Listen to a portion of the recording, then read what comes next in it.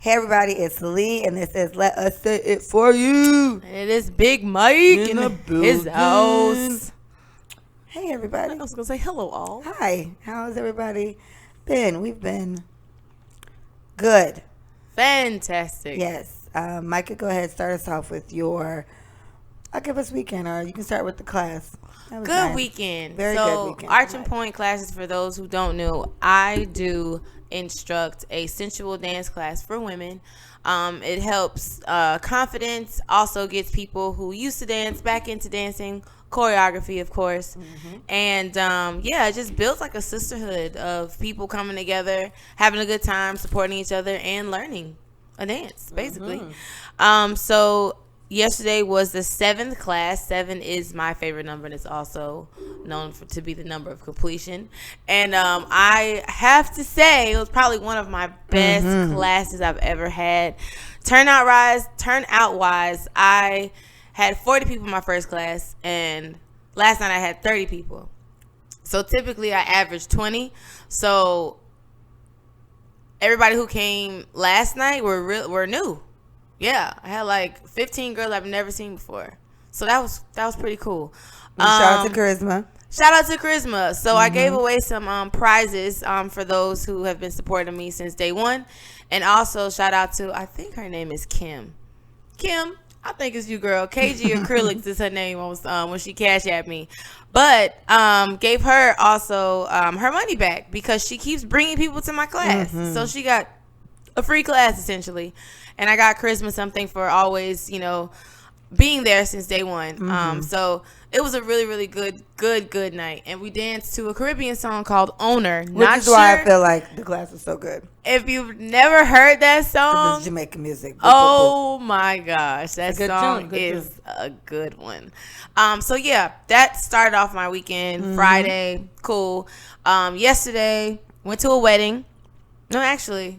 Yeah, Saturday was the day I had my class. Yesterday, went to a wedding. That was beautiful. My boyfriend's best friend since like high school. She got married. Shout out to you, Vanessa and Eddie.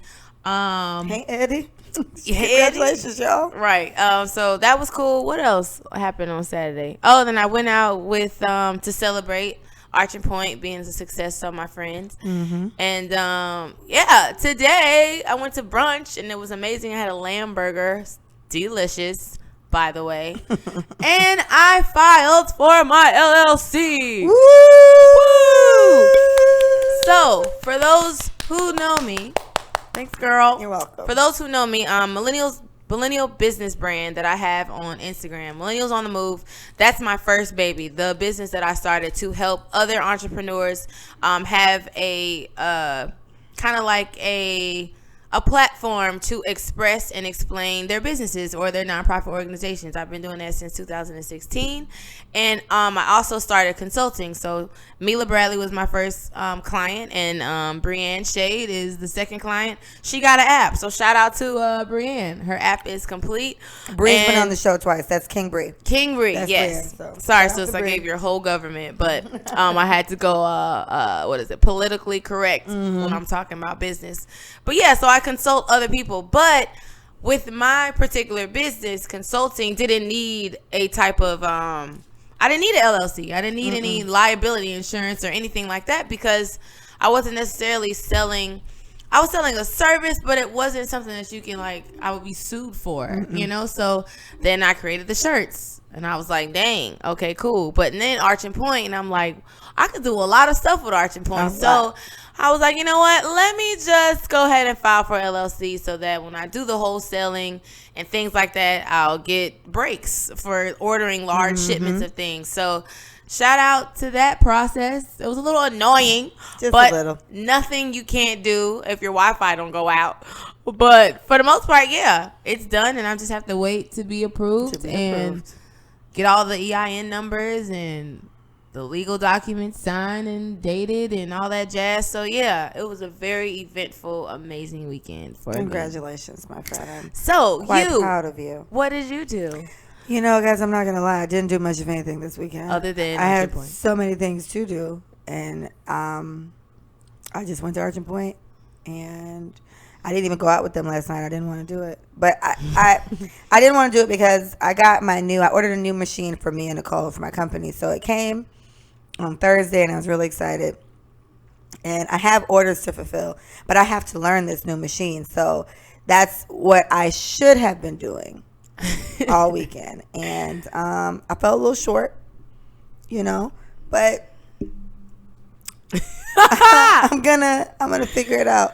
So today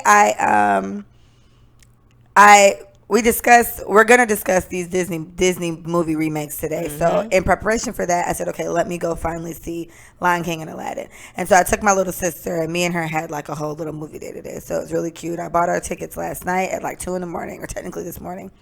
And excuse me, we went to the movies, got us popcorn. We went to see Lion King directly after, and then we came home. And right when I got home, maybe an hour later, I ended up at Micah's house, and we just kind of I've been here ever since. I've been here for like 2 days now. And here we go. This is really quick, by the way. So I did not add this in. It just happened like 2 hours ago. I had a meeting at 8 o'clock. My family is building a sports mega complex in Dallas, Texas. Forney, to be exact. If anybody knows where Forney, Texas is not too far from Dallas. But it's making major groundbreaking like moves. Like, we're on the last bit of the money to be raised before we start actually building. So we saw the architecture of the building. We saw, how the blueprint is going to be for this facility. I think it's like I don't want to be like ridiculous. I think it's like 11 acres of land that we're building on. So pretty big space. And so we had a meeting with the team members who will be coming on when we first started. Paige is one of them, and my brother is one of them, and then a friend of the family. And we just talked about what our roles are gonna be. So super exciting. I am moving. Dallas will be the move because, like we're gonna talk about in a future episode, generational wealth is very, very, very important. And I feel like family businesses are discouraged in the Black community. They really are. People don't want to do business with family because family ties, and you have issues. You feel like you can slack a little bit. Honestly, it's a very laxed business relationship, which could cause a serious rift in your business and sales. So that's why people don't encourage it. But honestly, Other has been doing it for centuries. And they pass it down to the person who's next. And whether you want to do it or not, you will be carpeting. You will own the restaurant chain. You will be the person to take over when they hand it down to you. So Black people, we need to start doing things like that. And yes, you may not want to be in the family business, but think about what it's going to mean for your children's children to actually have something to call their own. And you can get innovative and make it your own. You know what I'm saying? But you have something to start off to call your own. So just want to kind of like get your wheels spinning when it comes to that. And being a part of this, I have the opportunity to be an owner. 3% of the company is what she's offering. And so you have to put in work to be an owner, a part owner, and have a percentage of the company. So that's what I'm going to be diligently doing. So that's a really, really big deal. That's a very big deal. It should be happening maybe. I'm not going to be exact because, with these things, you never know because it's building. So realistically, it takes 12 to 16 months for something to be built if if nothing stops it. If there's no major contract change, anything. So yeah, life is possibly going to change for me in the next 16 months. So, woo! That was a great meeting. And that's why Leah was here since 8. I forgot. Yeah. And she forgot the meeting. So I just kind of lollygagged to kill my battery a little bit. Watch puppies. Yeah. I have a thing for puppies. Not really, though, because I don't want any more. I have one dog, and he's a handful. Oh, okay. Me and my mom and my sister saved a Florida soft-shell turtle today. It's a baby. For whatever reason, it was in front of my front door. So my sister went outside, and she was like, whoa, I don't know what that is. I got up. I was like, oh, my gosh, it's a turtle. And then I was like, Mom, come look. And my mom thought it was a tortoise, and she was like, we got to put it back in the water. And I said, whoa there. I'm pretty sure one of those can't be in the water. Like, 'cause she was like, no, they're both that way. So I had to Google on her. And then it turns out tortoises, for everyone listening, tortoises do not live in the water. They are land animals. So if you see an animal you don't know what it is, I suggest you not just throw it in the water because a tortoise will die. But yeah, it was cute in an ugly kind of way, right? And we just took it to the lake. We just drove over there. I don't know how he made it to my front door from any of the lakes around us. I'm not sure, but as soon as he like sniffed the water out, like he stuck his whole long ass neck out of his little shell. It was neck. Very disturbing. And we threw him on the grass, and he took off and jumped in there. And I feel really good saving that little fella. I really hope nothing ate him when he got in there. But yeah, that was a good feeling. I feel good about that. So I did do something eventful. Yeah, this you did. Weekend. How about that? Saved a life. Boom. Take that. Weekend. Take that, weekend. Okay, so I've been compiling things that I want to talk about on this. The first one I want to talk about is Fabulous, the rapper. Fabolous. He, was it like Tuesday, Wednesday? He did this video, like a live. He went live, and he was talking about how TMZ put out some video that wasn't true, about how he's leaving Emily. And I only know Emily's name because I watched Love and Hip Hop since the beginning. So Emily and like Jim Jones lady, Chrissy, they were all on like the first season of New York Love and Hip Hop. So I know that poor little Emily had a tough time with this man, and he wasn't claiming her, whatever her problem was. So he has this whole video out talking about how, TMZ, they coming for my family, and I don't do this. Like, literally, in this video, I feel like it's the most I've ever seen him claim Emily in the 96 years they've been together, right? And he even went on to say, he's like, I've been with Emily for, I think he said 18 years, right? They've been together for 18 years. They have 2 kids together. And he had that whole scandal a couple years ago, maybe a year ago or 2 years ago, whatever, where it looks like he beats Emily's ass, to be completely honest. That was a few years ago, yeah, apparently he knocked out teeth and all, and charges were filed, all type of shit. And it annoyed me so much because it's just like, is she really like finally about to leave you now? And that's why you're doing this? Because even when you were arrested for beating her ass, you didn't come out with nothing like this. True. And now you're just so pressed because TMZ is filing this and that. He even put a whole post out about defamation of character. T.I. corrected him because he spelled defamation wrong. But it's like, why do you niggas do this? Like, I'm sorry, but that's so irritating to me. It really takes a bitch determined to leave you to make you do something like this. Like, I feel like I've never heard Fabulous say, I'm with Emily. Yeah, he has. You see what I'm saying? Like, ever. Yeah. And honestly, I feel like he kind of let me down a little bit because while he didn't claim Emily, and I didn't really like that, I saw the video of whoever was recording it. It had to be one of the kids or something, maybe a nanny or something, because it looked like they were recording from inside the house. But like, he like walked at Emily and she screamed and ran off. It's just like, she's afraid of you. Everybody's comments was like, he's definitely like went upside her fucking head once or twice for her to be scared like that. And I was disappointed. I was like, damn, Fabolous. I did not expect this from you. Right. I thought you were a solid fella. Yeah. And it's just like, it seems like the lady finally trying to leave. Yeah.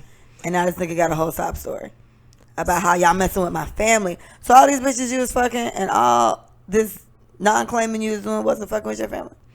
And I think that's just humans in general. Until it gets at its worst, that's when you start to make a change.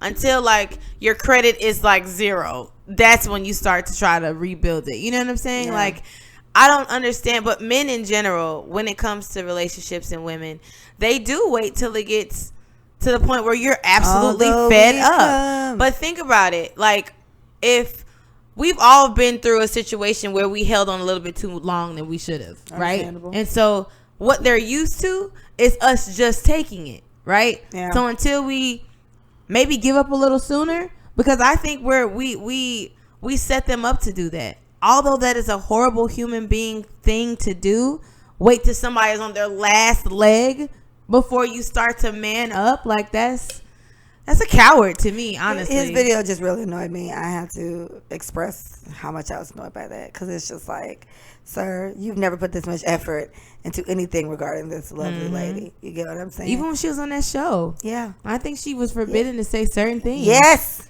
She couldn't even express like she couldn't even. And the poor girl was on the season for one season. Or it could have been two. Maybe it was two. Yeah. And wasn't really able to do shit else. She cried most of the time. Yes. Yep. That's about it. I can't. And she started crying. Like, I feel like that was her role on the show for those seasons she was on. Well, while we're talking about it, let me ask you this question. The fact that Chrissy is still not married to Jim Jones. Poor girl. That's all I can say, dog. Poor girl. At this point, y'all might as well just make something up. You know what I'm saying? Like, they're engaged, though. They're still engaged. How long has it been? 6 years? Me and somebody saw them in the mall together. Like, we were in Aventura maybe earlier this year, and they was just walking around. Do they have any children together? I don't believe so. I don't think she has any. I don't know. I don't think she has any, but he does. But they're not from her. It's like a kid's or a kid. How old is she? I don't know. Google it real quick. No, I can't. Hold on. Yeah, we're gonna see how old Chrissy is. And it's like, it's one thing to say, I can't even say she doesn't want to be married, because she does. She proposed to him. That's what I'm saying. That's not so it. She does want to be married. She don't want to be married to nobody else but him, though.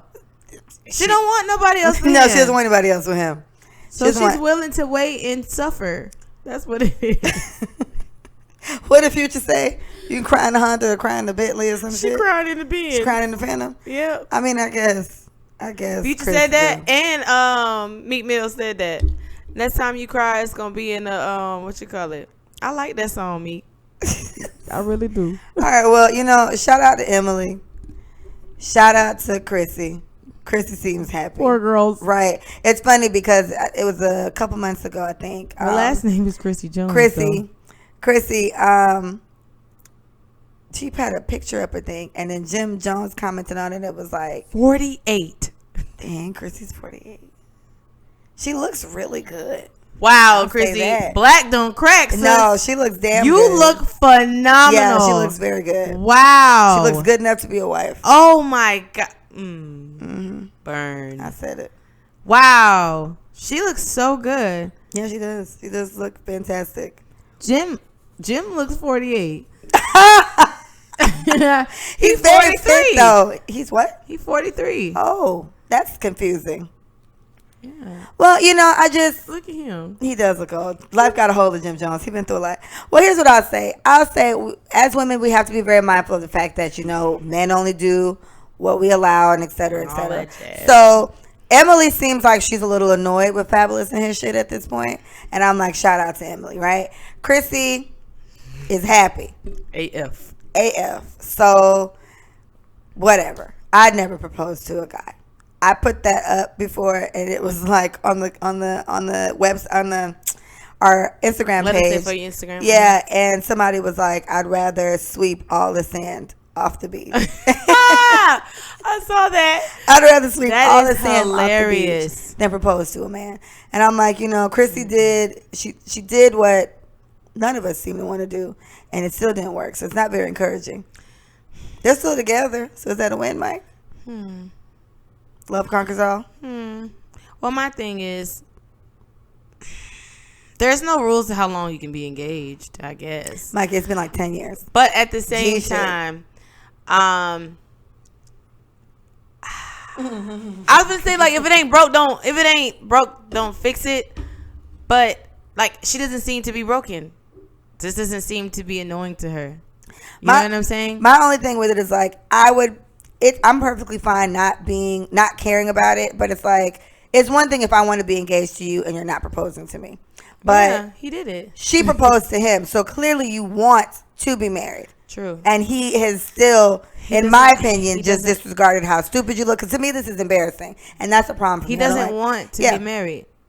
What the fuck is he waiting on? Like, you see Joel. Oh, Joel. Let's talk about his ass. He married what's the name up real quick when his ass was getting locked up. She just had a baby, and he's in prison. So she's a wife now. Poor girl. And it took you getting incarcerated to do that. Well, you know what? I'm single, so maybe I don't know. Well, you know, my thing is, like I say constantly, I do feel like women settle quicker and just settle in general. Like, boom, prime example. You cheat on a man, what does he do? Leave your ass. Mm-hmm. He's gonna leave you, baby. I don't want to hear it. You're a slut. Like, it's just over with, right?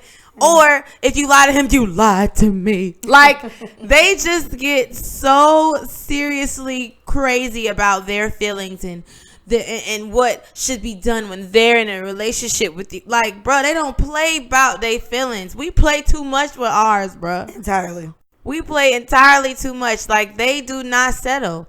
And yes, it's unfortunate that we have to wait on the man to propose. Because essentially, she was tired of waiting. That's all it was. And that's a debate. Like, that's a debate for people. Why wait? You want to marry him? Propose. But it's just like, no, I don't want to do that. Yeah, it's just, and I think it's okay being in love with the fantasy of a guy getting on one knee. I think it's cool that somebody took the initiative to say that they want me for the rest of their life. I like the way that sounds. I would like to feel that one day. So I wouldn't want to take that joy away. You know what I'm saying? Yeah. Like, I feel because like I think I put that up, and a guy replied, and his thing was just like, he would be annoyed so if his woman proposed to him. Get off the floor. Get your stupid ass off the floor. But go for what if you he's want, taking too long? Yeah. What if he's taking too long? I don't know. Okay, let's think about ways that she could have done it differently. Go. Hey, I want to get married. Like, that's something that I want. Is that something that you are interested in? No, I've asked that, and my ex said no, not really. And like I said, my ex said no, not really. And we're not together now. Yeah. So I don't know what else to do. How about this? What if she was like, I know men hate ultimatums. Whatever. Grow up. But no, like, what if she was like, you know, babe, I want to be married. I want to be married in the next 4 years. Let's do that. And I need you to get on your knee right now and propose to me. Like, what if you tell your man to do it? Is that still taking away the joy of him doing it by surprise? Because technically, you talk about marriage before you get married. Right. And you talk about how you want it. Like, I just recently had a conversation with Willie about how I would want it to be, the engagement, you know? So you have these conversations. So it's just on when it's going to happen. But if you tell him to do it next week, it can still be a surprise, but he got to do it or you leaving. Well, and then to me, again, I think it's just very, remember, there was a post that this was like last year sometime, and the post is like, this girl was with a guy for like 6 years, and she said, she gave an ultimatum.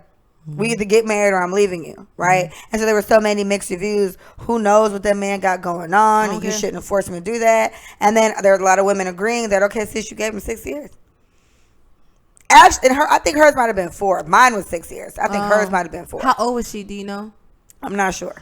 Okay, so listen to my theory. If you're over the age of 25 and you're in a strong relationship with the individual for more than 3 years, if marriage hasn't been talked about, or if you have not been proposed to, I would say, what are we doing? And if we don't do that, then I'm leaving. And I think that is reasonable. After 25, you should at least have an idea. But see, I asked Terry about this, and Terry was just like, man, he annoyed me. He annoyed me so much as a black, because his point was just like, I'll make her ass wait a little longer. Like, you're not about to rush me into something. It's been years, Terry. I feel like it was 7. It was a long time, bro. And I feel like it was longer than me. And I was just like, I completely understand. But you got to think about it. If they were dating since they were 18, then I can understand that maybe. But even still. So then be honest. All right, babe, I do want to marry you, but I've been with you since I was 18. Ain't nobody ever going to say this, by the way. But I think you would be genius if you did. Brilliant. Babe, we've been together since we was 18. Realistically, we don't know anything else. I have not cheated on you. I have talked to other women, but I have not sexually been with anybody. Dipped the right? dick. I never did that. And assuming you've never done that either, babe, I think we need to experience something else before we say we gonna do the I do thing. Because oftentimes you see couples who are together since high school. It is crazy amounts of infidelity that happen in those relationships because you don't experience anything else. And I know that we're one women are mostly one man type of women. I don't think that's the case. So they anymore. don't have a problem. I know a lot of women that's just like fuck it. Yeah, and a lot of women are like F it because I feel like they're over it at this point. Because the men are piss poor in a lot of areas, and you don't want to get got, so you might as well be the one that's getting, So But honestly, I don't know if anybody would be that honest, and I feel like maybe they should, and it's gonna hurt. I get it, but you're been together since you're 18, and both of you guys are now 25, and you haven't experienced any other dating, no other forms of communication from any. Like, maybe that may be the reason why he's waiting so long. Maybe he's unsure. He's like, dang, only had one. But then in that case, you're unsure. And that's fine. Maybe he's unsure. Then you're unsure. Right. But I think it's very possible to just know. I've been with old girl since high school. I can ride out. And I can ride out with this bitch for the rest of forever. She's a solid bitch. I know what I'm going to get out of this. Right. So I'm going to just go with it. I think if you're unsure, nothing's wrong with that. Right. You should definitely verbalize that. True. And let little miss or sir make their decision. Yeah, I agree. Let them make their decision, based off that. Yeah. So, be honest. Good luck, Chrissy. Yeah. And good luck, Emily. And Fabulous, I hope she leaves you. Mm-hmm. I hope she leaves you. Even for a little bit. Yeah. Just let her go. She's beautiful. I don't even understand what the problem is. That's so aggravating. It's the mental entrapment that happens in domestic violence situations. So if you guys have watched Red Table Talk, they had a domestic violence episode that was amazing. I don't know if any of you guys watch Red Table Talk, but Mondays it's lit for me. Okay, so check out the domestic violence one. They had a mother come on there and a 14-year-old daughter who's experienced her mother be take a guy back over and over after he has violated and mutilated her face.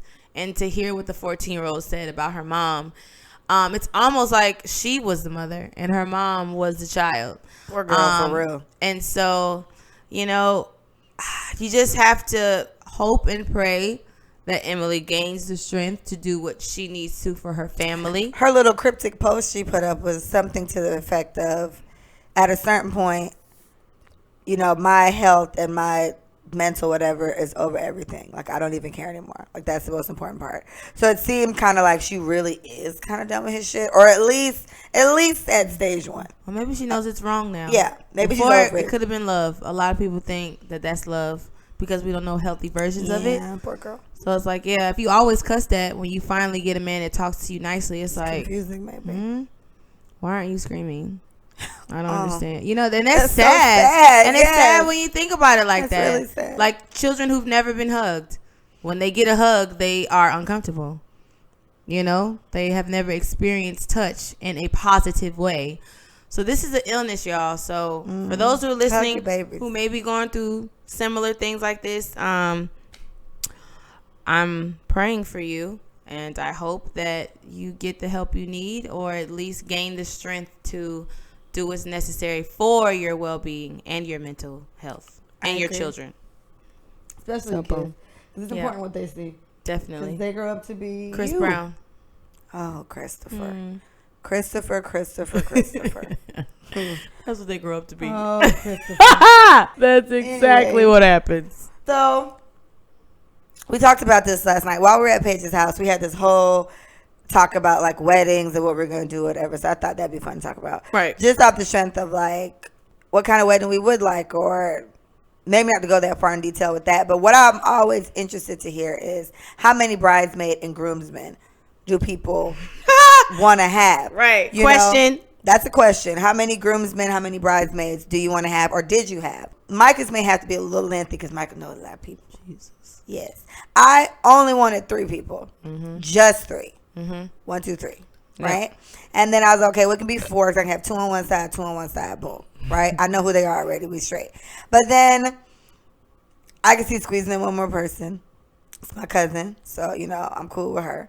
So I have 2 cousins, 3 friends. I think that'll be straight. Mm-hmm. And it's like when it gets, and then what if he has 16 brothers and all of them got to be in the wedding? Like I can find some bitches to put in the wedding, but I'm okay. Look, I only have about 8, but I don't want that. Like I don't like. I just don't want that many people. I want it to be nice and cute. But so if you guys have seen Sex and the City, she referenced that her best friend, she had 3 best friends, and they all wore a different color. Beautiful. And it was honestly pleasing to the eye. Mm-hmm. So I can definitely see why it's my wedding. But remember, this is your day. And all these rules and all that other stuff that goes into planning and all that, honestly, it's just going to look a little crazy. And maybe what I've seen people do is 2 girls walk down with the guy because it's too many women.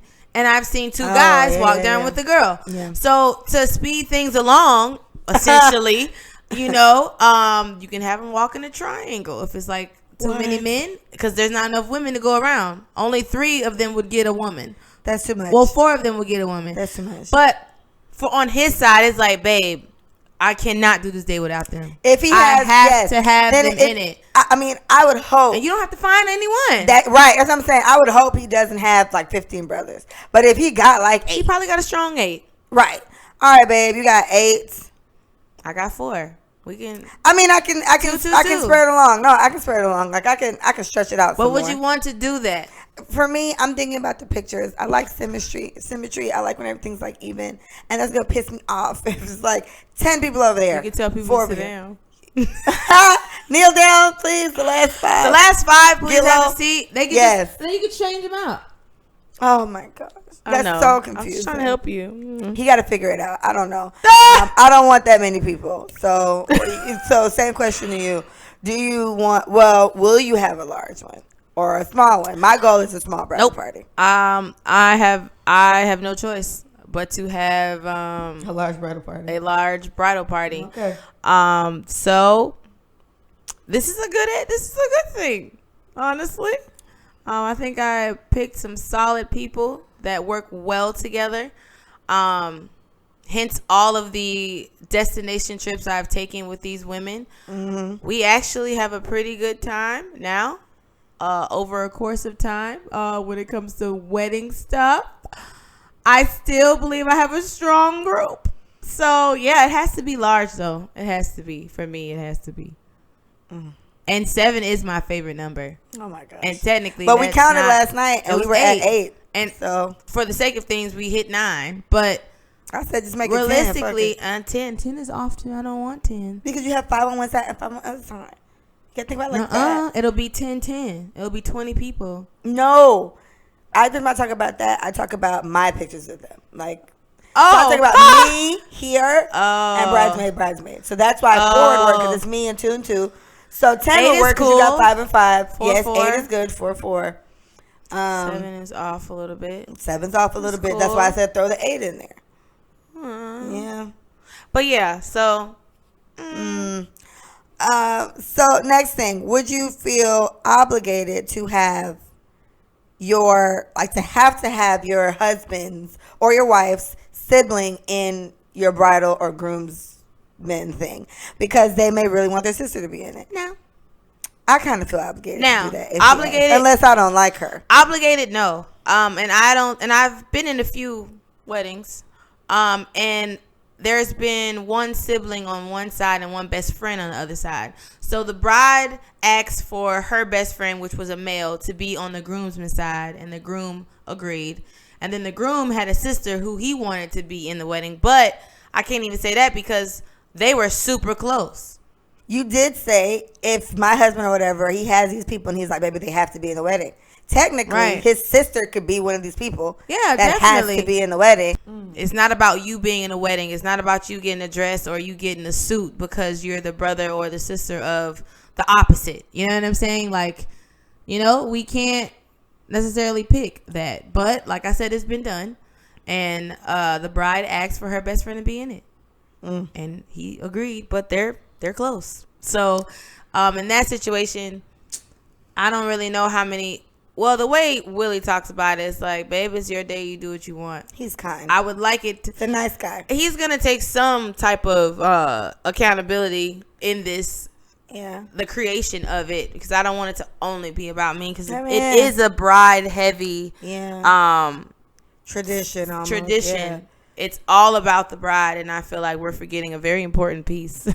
that is connecting me to be a bride, and that is my groom. That's my man. So, yeah. But if he just had to, I'm like, all right. Well, that's a question for you guys. Would you feel obligated to have siblings in the actual bridal party? Make them play a part in that. Okay, so the next one was exes. Would you invite exes to your wedding? Funny. Or would you allow your partner's exes or your future betrothed exes? Yeah. Paige said she'll have a whole table. Paige said she would have a whole table. And she would letter the tables A alphabetical through Z, order. and they would be at the X table. That was so funny. He's so clever. Good job, girl. He's so clever. Yeah, we actually did talk about that, and I am friends with AX, and it's Terry clearly. But when we talked about it, he was basically saying, I mean, would he come? Would he even come? And I'm like, well, I don't know, and I don't even think, it's just weird because we are really, really close friends, at this point. So I don't know, but he's not.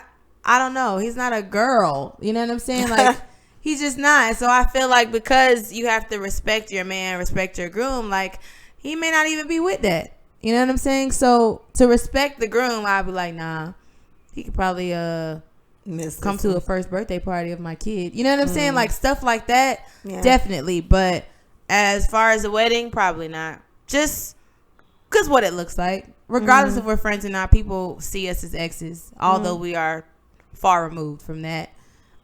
He's always going to be an ex, and I think that is what people are going to always see him as, not as my friend. Well, that's a question for you guys. Would you allow exes, or would you want your exes to be there? I'm interested to hear what you guys think about that. Well, would you want, okay, so that's the difference. Would you want your ex to be there? Exes, any ex, anyone that you're cool with? Like I said in the previous episode, all my exes love me, so no. I don't think any of them would be truly happy for me. And at my wedding, I want literally nothing but like genuinely happy people. Like, true. I'm liable to not even invite family, cousins, aunties, whomever. If I feel like there's an ounce of weirdness there, you can stay the fuck home. True. I don't want any weirdness there. Like, I want to literally see happy, smiling faces every corner I turn. Oh my gosh. So, no. Commercial. Facebook, I saw it. This guy, the groom's father had a list of people that the bride and the groom invited, right? It was like 300 people on this list. So, day of the wedding, whatever. Everything's good. Very beautiful, whatever. The groom comes over to his dad. He was like, Dad, like, I had like 300 people on that list. It's like 120 people here. Like, where are all my guests? So he was like, son, I sent out an invitation. And the invitation said, my son and his soon-to-be wife need serious help figuring out their next steps in life. They are going to need financial support. They're going to need a family. All these things that they're going to need. He says, son, these are the people who showed up for you because they wanted to. So I immediately started crying because beautiful. You think about your wedding list. You think about people that you invite to your wedding. Would these people help you if you needed it? Would these people be there for you if you had no one else? You know what I'm saying? And those are the people that you want to invite to your wedding. So he was like, I'm not just here to feed you, bitch. Like, yeah. And this my is wedding day. Buy me something. So definitely, like, once I saw that, I was like, you know what? That makes a whole lot of sense. We start thinking about people who we knew since we was 3, but how much have you really done for me? You know what I'm saying? So it was really cool to see that type of, response. It's like, yeah, I actually asked these people for help, and these are the amount that showed up. So out of your 300, 120 showed up. Right. Dang. That's that's important too. Like, I wasn't invited to a wedding once. Like, somebody that I've known for a really long time. And I wasn't invited to her wedding. And I didn't notice until, like, I know she got married and it didn't really click till like a couple days. I was like, damn, she didn't invite me to her wedding. Like, that's weird. Because I feel like I would have thought to invite her to mine. Definitely. But then literally maybe 2 days after it hit me that, oh, she didn't invite me, someone else put up a post and they were just like, if you weren't invited to somebody's wedding, please do not ask them why you weren't invited to the wedding. And then they went on about how much weddings cost and it's this much per person, whatever. And I had talked to Emerald about it. We went to Jamaica for our birthday. And if I'm not mistaken, Emerald was like, it's legit like $100 per person. Yeah, depending on what. So it's like in that case, from what she did, it was about $100 per person or even more maybe. So I can definitely see why he wasn't invited. Why, I probably wasn't invited. And I was like, okay, cool. And I'm not offended anymore. Like, because to be fair, as much as I only want people who really wish me the best at my wedding, I only want to be at your shit if you want me there. Boom. So it's like, okay, cool. So FYI, don't ask them if. Don't ask anybody why you weren't invited to the wedding. I was in a very uncomfortable conversation, and because I am who I am now, thank you, Leah, thank you, Erica, thank you, Paige, for giving me some type of strength to just kind of say what's on my mind, because usually I'd be like trying to, give the hope card for people, like, oh, maybe they meant well. Ain't no hope. What you meant? Listen, listen, Linda. Listen. This girl was like, oh, so yeah, I saw your little wedding or whatever, and, I wasn't invited, but blah, blah, blah. And so the bride went on to say, well, we didn't invite a lot of people that we wanted there because of blah, blah, blah. Oh, but it's cool. Like, I'm supposed to be this, I'm supposed to be that. But, just know y'all invited to my blah, blah, blah. And my thing is. Thanks. So I was like, really? Are you really going there? Like, and then she was like, what? I said, what do you mean what? That's rude. First of all, that's rude. Like, I'm just going to be real. It's rude. And then she did it in front of a lot of people. So not only are you putting the bride on blast, honestly, you could have set yourself up for the okie doke. Because that person could have said, I really don't F with you like that. And then what? Ooh, everybody was like, do with your dumb ass. Like, you put yourself in that situation. So people say, spare yourself the embarrassment. Just know that weddings cost a lot. And maybe you haven't even talked to this person in the last 4 years of their life. Consider those things and you will probably feel better. But you had a childhood friend though. Yeah, she was a childhood friend, and we did talk. Like, I wouldn't say every day, but we talked enough. Yeah, so it was weird, but I just chucked it up to, what? Maybe there wasn't enough room for it. I get it. If I had to choose between inviting maybe an auntie I didn't talk to that much and a friend I didn't talk to that much, I'd have to pick the auntie just to keep my mom calm, his family, whatever. So I was like, it's cool. And she supports me a lot. She's bought a lot of me and Nicole hats. She's literally, other than Jamaica, shout out to Jamaica. Jamaica's like my #1 supporter. I think this girl I'm talking about is like my second. Honestly, she's bought a lot. So I'm like, it's cool. It's cool. But I did notice that. And then luckily I wasn't going to ask her why I wasn't invited. But somebody was like, please don't do that shit. Like, this is probably why you weren't invited. It literally maybe has nothing to do with you. Yeah. But it's like, I can't. And I'm like, you're not absolutely right. Which is why when I look at how much weddings cost, I'm just like, God damn. You spend all this money. A friend of mine said she spent about $30K on her wedding. I was like, sis, for what? Y'all starting y'all marriage off on the wrong foot. For what? Unless y'all got it. Look, okay. If y'all got it, cool. Do what you want on your day. Do what you want. But if you're literally going in debt to have this fantastic fantasy wedding that you've always dreamed of, you're starting your marriage off on the wrong foot. But to be fair, for some people, I truly understand that this means a lot to you. Like Bree, shout out to Bree. Bree said she was planning her wedding since she was 12, right? Me and Micah made it very clear that, sorry, Beth, I pushed a little bit.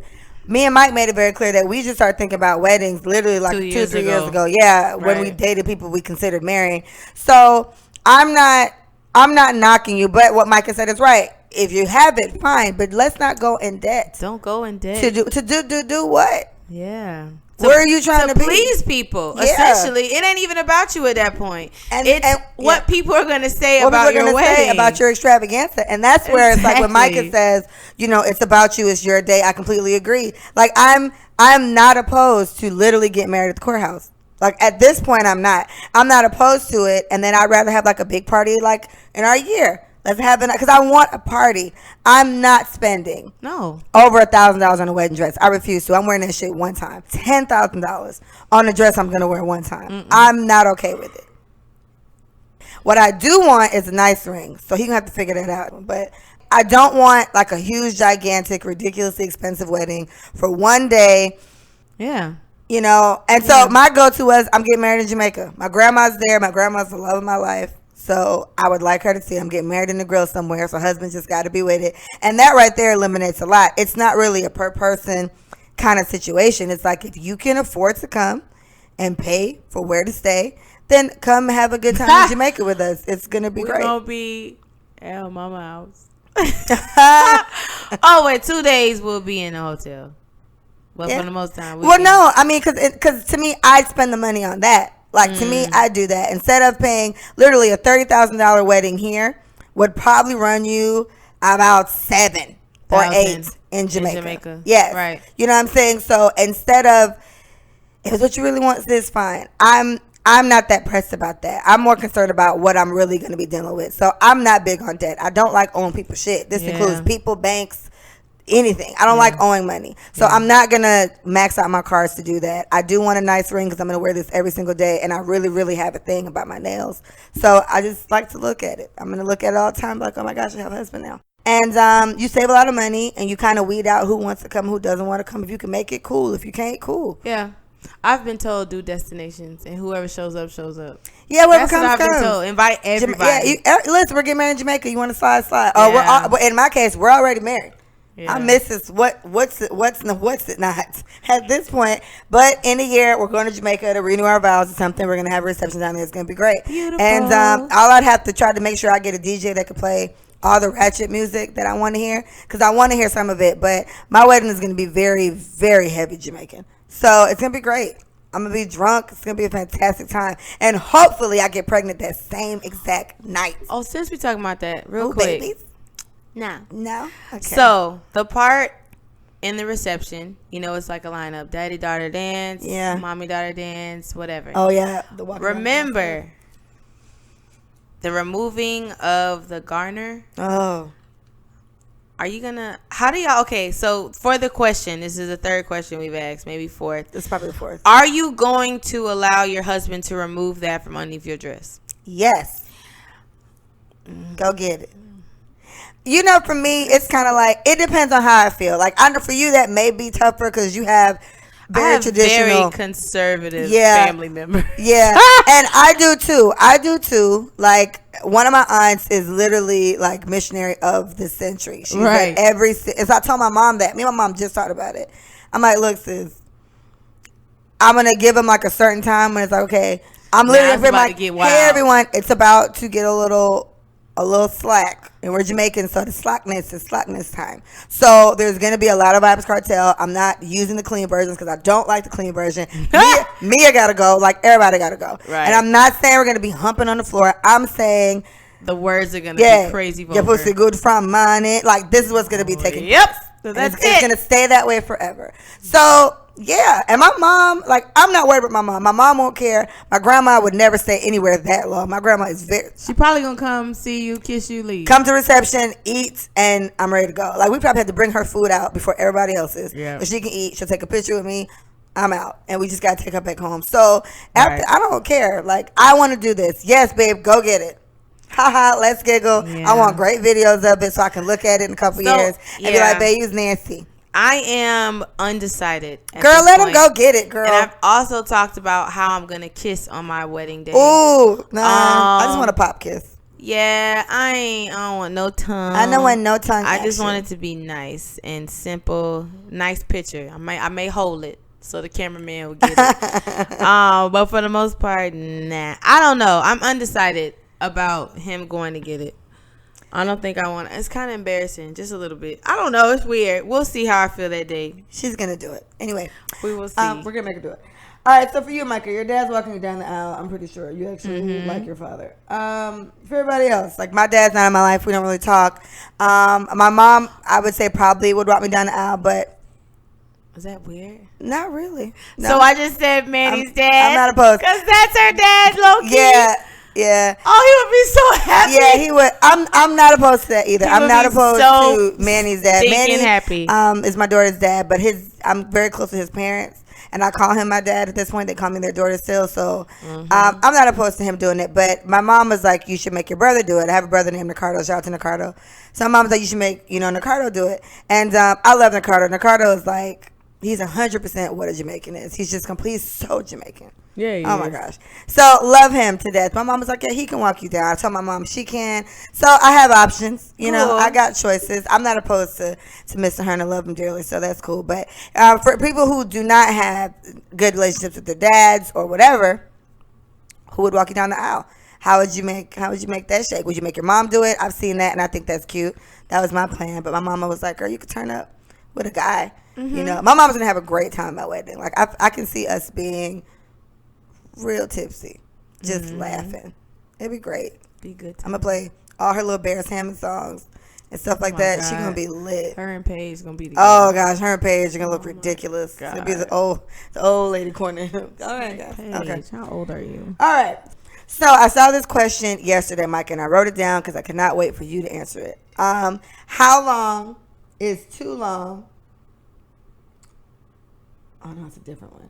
Okay, well, I asked this one. We just talked about it. How long is too long for marriage? Like, how long is too long to wait? After 25, if you're in a relationship for 3 years and you have not been proposed to, is that what you're saying? How long is too long? Yeah, how long is too long to not be married? Like, how long will you be in a relationship with somebody and 4 no years marriage? Is too long after 25. Engagement in that 2 years, or at 4 years, I need to be engaged right now, 4 and then you years, get some more time. Oh, okay. 3 years, you need to be engaged.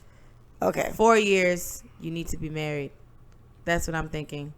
I don't think there's no rule to how long engagement is supposed to be. This is an opinion, so same for everybody. Definitely, however y'all think. To not be married, and this is assuming you want married. Some people don't want to be married, right? So I guess you're straight. But if you propose to me, why are we waiting 4 years after my proposal to be married? It goes back to Chrissy and Buddy. Like, what? And Jimmy. So my thing is, after 25 years of age, both parties are 25 at this point and older. If you have been in a relationship with that individual for more than 3 years and you have not asked her to be your wife and she has not been proposed to, it's time for some serious life, some self-assessment questions to be happening to see what is the trajectory of your relationship, because it could be over. I mean, it could be over. I, for one, think I think men know from jump. Not even gonna front. I think so too. I've been told this many times. A man knows what he wants from a woman the first day he meets her. I've been told that. I've heard it. I've read it. I've seen it on commercials, TV shows, people in real life. Yeah, we've seen it in real life. Men know what they want. Like, they know what they want. So when he's lingering and taking his time, it's not about him not getting his hoe out. I know it's not that. It may have something to do with it, but if he feels like you're worth it, then you worth it. He would ask you and then keep hoeing. Like, that's kind of like what I'm thinking about. So you need to get realistic about that too. What is not too long for y'all? All right, so I got two. 3 years too long. When I do these, I usually have, I'm usually on Instagram Live. So I got two replies from fast_954. He said, love is not something you can rush. Marriage is the same because everybody has rushed into marriage. That's why divorce is so high. Yeah, I feel you. We agree. But I don't think 3 years is rushing. Right. Personally. And then he went on to say, so men think that's what they want until someone else comes that gets his attention. People change as they grow. But see, okay, sir. So the reason why I can't agree with that is because there's always going to be somebody. Always. There's always going to be somebody who's prettier, thicker, or slimmer, lighter or darker, straighter hair, curlier hair, whatever it is he likes. There's always going to be somebody else. The point is, I'm content with being with you for the rest of my life. And being okay with that. And being okay with that. So that's what it is. Like, I would assume that's when you get married. Yeah. When you've made up in your mind that this is the person I want to be with forever and ever and ever. Think about this. We're all settling. Oh. Okay? We're all settling. I'm choosing to settle with your set of stuff. Yeah. I'm choosing to be annoyed with the way that you smack your teeth, because I'm sure I can find somebody else who does not smack their teeth. That dumb shit. Right? So think about it. We are all settling because there's so many people in the world, like not even in the states you live in, like in the world. You get what I'm trying to say? So you are choosing to settle with this individual because you feel like it'll be worth it. So we got another one for fat_boy_said. Hello, said. It says, we asked how long, whatever. He said, it's never too long. Getting to know someone takes a long ass time. Getting to know. People change. Again, said, we have the same advice for you as Mr. Fats_954. No. How long do you think someone's like literally? Like I feel like life is too short for shit like that. You either want to do it or you don't. You either want to be with somebody or you don't. And I think that's what it is. People put, and I don't even say people. I really feel like men have this problem more than women. You guys are so sure that something is better out there. You're never satisfied with what you have. You always feel like you're missing out. So you'll have literally everything you've ever prayed for, and it's like, damn. It takes long to get to know people. It's never too long. Yes, it is too long. At a certain age, we can't even make kids anymore. Think about it. At a certain age, we cannot reproduce. And you think you expect her to sit there and wait on you for 7 days and 7 nights, a.k.a. 20 years, until you get to know her. You know, bro, you ain't know her in the first year. Hit him with this. I'm going to hit you with this. People are always changing. Ooh, you will never, ever know someone in and out. Ever. Because I've met a woman who was married to a man for 50 years. She said, I loved every single person he has been. That's beautiful. That's what she said. That's love. 10 years into a relationship, people are going to start having revelations about who they want to be now. Yeah. You'll never know someone, and people should evolve. But the choice is, are you going to choose to evolve with this individual because they are a good person? Right. And they are your person. Right. That is a choice. If you do that, you ain't never going to be satisfied, or you ain't never going to get married. Period. Right. Do you want to be married? And that's what it comes down to, because then it was asked, does a piece of paper define love? So no, our last episode, even on that. I'm not even on let's sign this and that. Like, I need security. Right. And so in whatever form that comes in, like, I'm there for that. And the thing is, if your woman doesn't want to be married, then you straight. You just don't have to deal with the paperwork. Don't. But if she does want to be married, like, I want to be married in some type of way. Or if anything, I don't know, because I know so many screwed up marriages. But what I do know is I like what marriage represents. Right. So I'm still team whatever that is, and however I got to get it. So if I can get it in a traditional way, but he's okay with a prenup, then we straight. If he doesn't want a prenup, then we're going to have to finagle some shit. But we'll find another way to do it. But I still want to be missing something else. So, no, a piece of paper doesn't define love. And definitely not love. Somebody said women always say, don't get comfortable. That's why men always looking for the next new thing. Sir. I'm sorry. Stop it. No, tell him, say you're sorry. Apologize to him. I'm sorry, sir. I'm sorry for whoever hurt you. I'm sorry for whoever hurt you, sir. And I'm also sorry for the thought process that you now have to go through when it comes to dating. Because you will never be satisfied. Because you'll never be satisfied. Because you allowed someone else to mess up your whole little to dictate situation. the way that you are going to date. Right. I'm sorry. I'm sorry, Sid. And it's true, because it's like, at the end of the day, it has to be however you want it to be. So if you, I think things like that are it just reminds me of all the excuses men make for why they fuck up all the time and why they make poor decisions. And women do that too. There are some women who decide that they, do it yourself.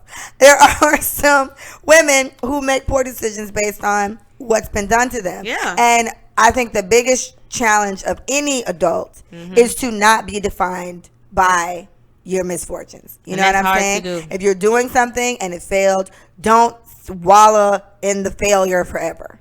Move on. And it is hard to do. It's very difficult. But damn, you either want to be single forever or you want somebody. You either want to be married or you don't. And if you do, life is too short. Like, that's what throws me. Life is too short to be here lollygagging with somebody who doesn't want what you want. There's a frog outside Micah's house that is determined to kill her. And every episode he just pops up on her. You okay? You see him? Oh, I heard a little. I heard something. Little jiggle outside. He might be there. Oh my god! All right, guys. Thanks for the waiting talk. Anyway, so I guess my answer to that is, how long is too long to be with somebody and not be married? At this point, guys, I'm not gonna lie. I don't have that much patience for this shit at all. I was with somebody for a very long time, and when I brought up marriage to them, they told me They weren't ready to be married yet because they weren't where they wanted to be in life. They were like, you have this, you have that, you have that, and I don't have those things yet.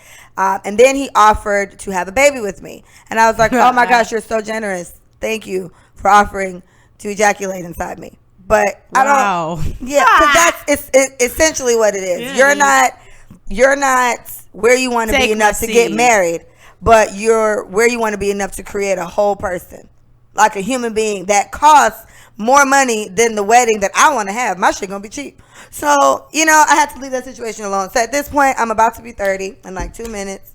And I don't really have all day and all night to be playing with somebody. So someone said I'm bringing my past experiences into a new situation. These are experiences, and now this is my experience. So I know that I'm not going to spend 6 years with somebody who doesn't want what I want. You got to learn. I have to learn. And again, if you guys know anything about me, I have one child. I'm so behind on all the children that I want to have. I only got one. Mia's like 17.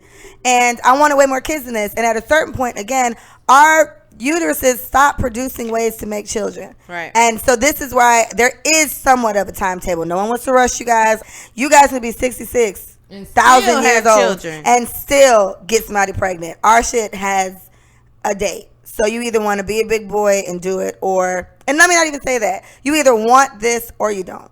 Right? And everyone has to respect everyone, and everybody has to appreciate how everybody feels about it. But stop wasting everybody's time.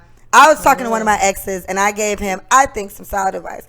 I told him, if you love this girl, you want to be with her, please don't waste her days. Like, don't do that shit, please. Yeah. So I don't know what I would say a limit is on marriage, but I'm damn sure not doing that shit Chrissy did, because Chrissy's still engaged. Then again, Chrissy, was she crying in the Phantom? What Future said? She in the Phantom, like, or what? The Phantom? All right, so I saw this yesterday, and I couldn't wait to talk to you about it. A cartoon. So I don't know where the cartoons are. It looked like some shit that's on like PBS or something like that.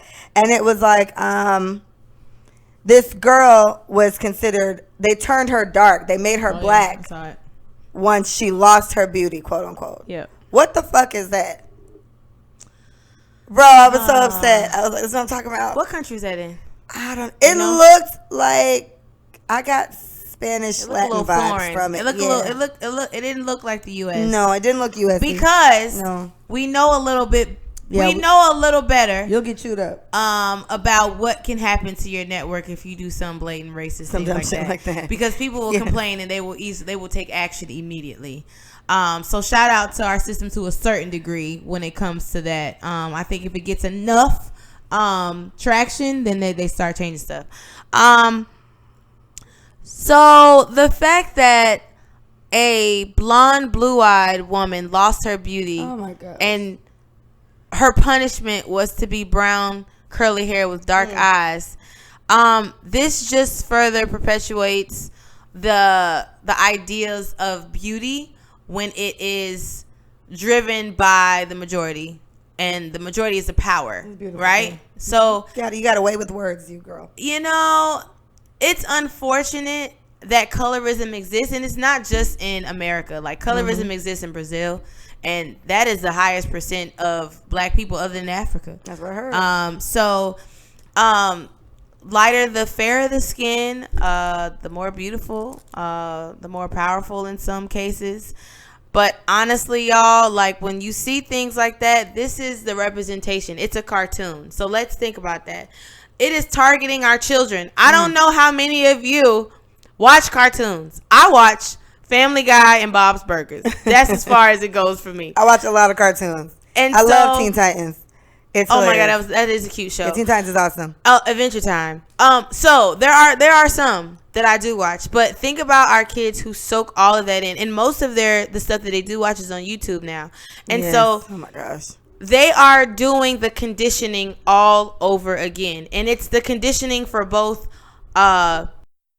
Anglo-Saxon child and a black child or an ethnic child or whatever. So the idea is that you're not beautiful, and they want to keep that same narrative going on. So what I would say to parents, to people who are watching these cartoons is start the conversation. Like, With this is perfect. I don't know how many of you have not seen it, but the fact that it is actually like a thing that happened, that, you know what I'm saying? Like, y'all, we got to do better. We have to talk to our kids about this, and we need to create an educational space around it not being like a shameful thing to white children. Because I can definitely see them I can see them feeling bad and going through their life pitying ethnic people for what they're doing and not really being sincere about changing the way that they feel. They just don't want to be blamed, right? How many white people have you met? Well, I'm not a racist, but they always say racist things. You know what I'm saying? I don't know any, but I've heard of them. It's this unaware, like, consciousness that happens. It's like, well, I definitely gave to the black church the other weekend. Yeah. Remember when? So now it's a pity thing. You're doing all these efforts not to be racist, but you are in turn a racist. So the conversation has to continue. And mind you, there is so many like different ideas of beauty. Why are we always have to conform to the one? You know what I'm saying? Like, it always has to come down to a white woman with blue eyes and blonde hair. Like, why does that always have to be the end all be all? Or the straight hair woman that is tan, or whatever the case is. Like, we need to start really like enforcing our rules of what beauty means to us, and talk about why they feel that it's not attractive. It's because it's different, right? That's the initial thing. Oh, you're not cute because you look different from me, and I'm used to seeing this, and mommy says that's pretty, but we've never even seen you before. So you're different. You're weird. You're an outcast. You know, you're automatically somebody. Is it going?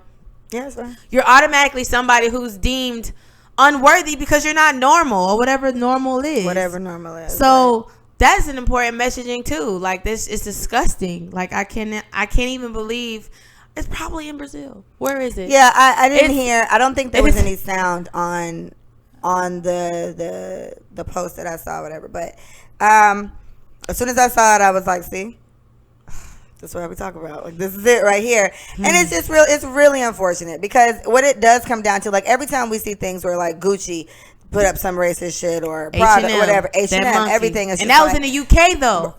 That's what I asked. Right, what country is this cartoon in? But that's what I'm saying. There's like, what always comes to mind is, so there's nobody at all that knows in any of the meetings that you guys have to approve this, right? Like, I'm a project manager. There's so many chain of commands that everything has to go to before it's sent to the client. There's no way nobody saw this shit.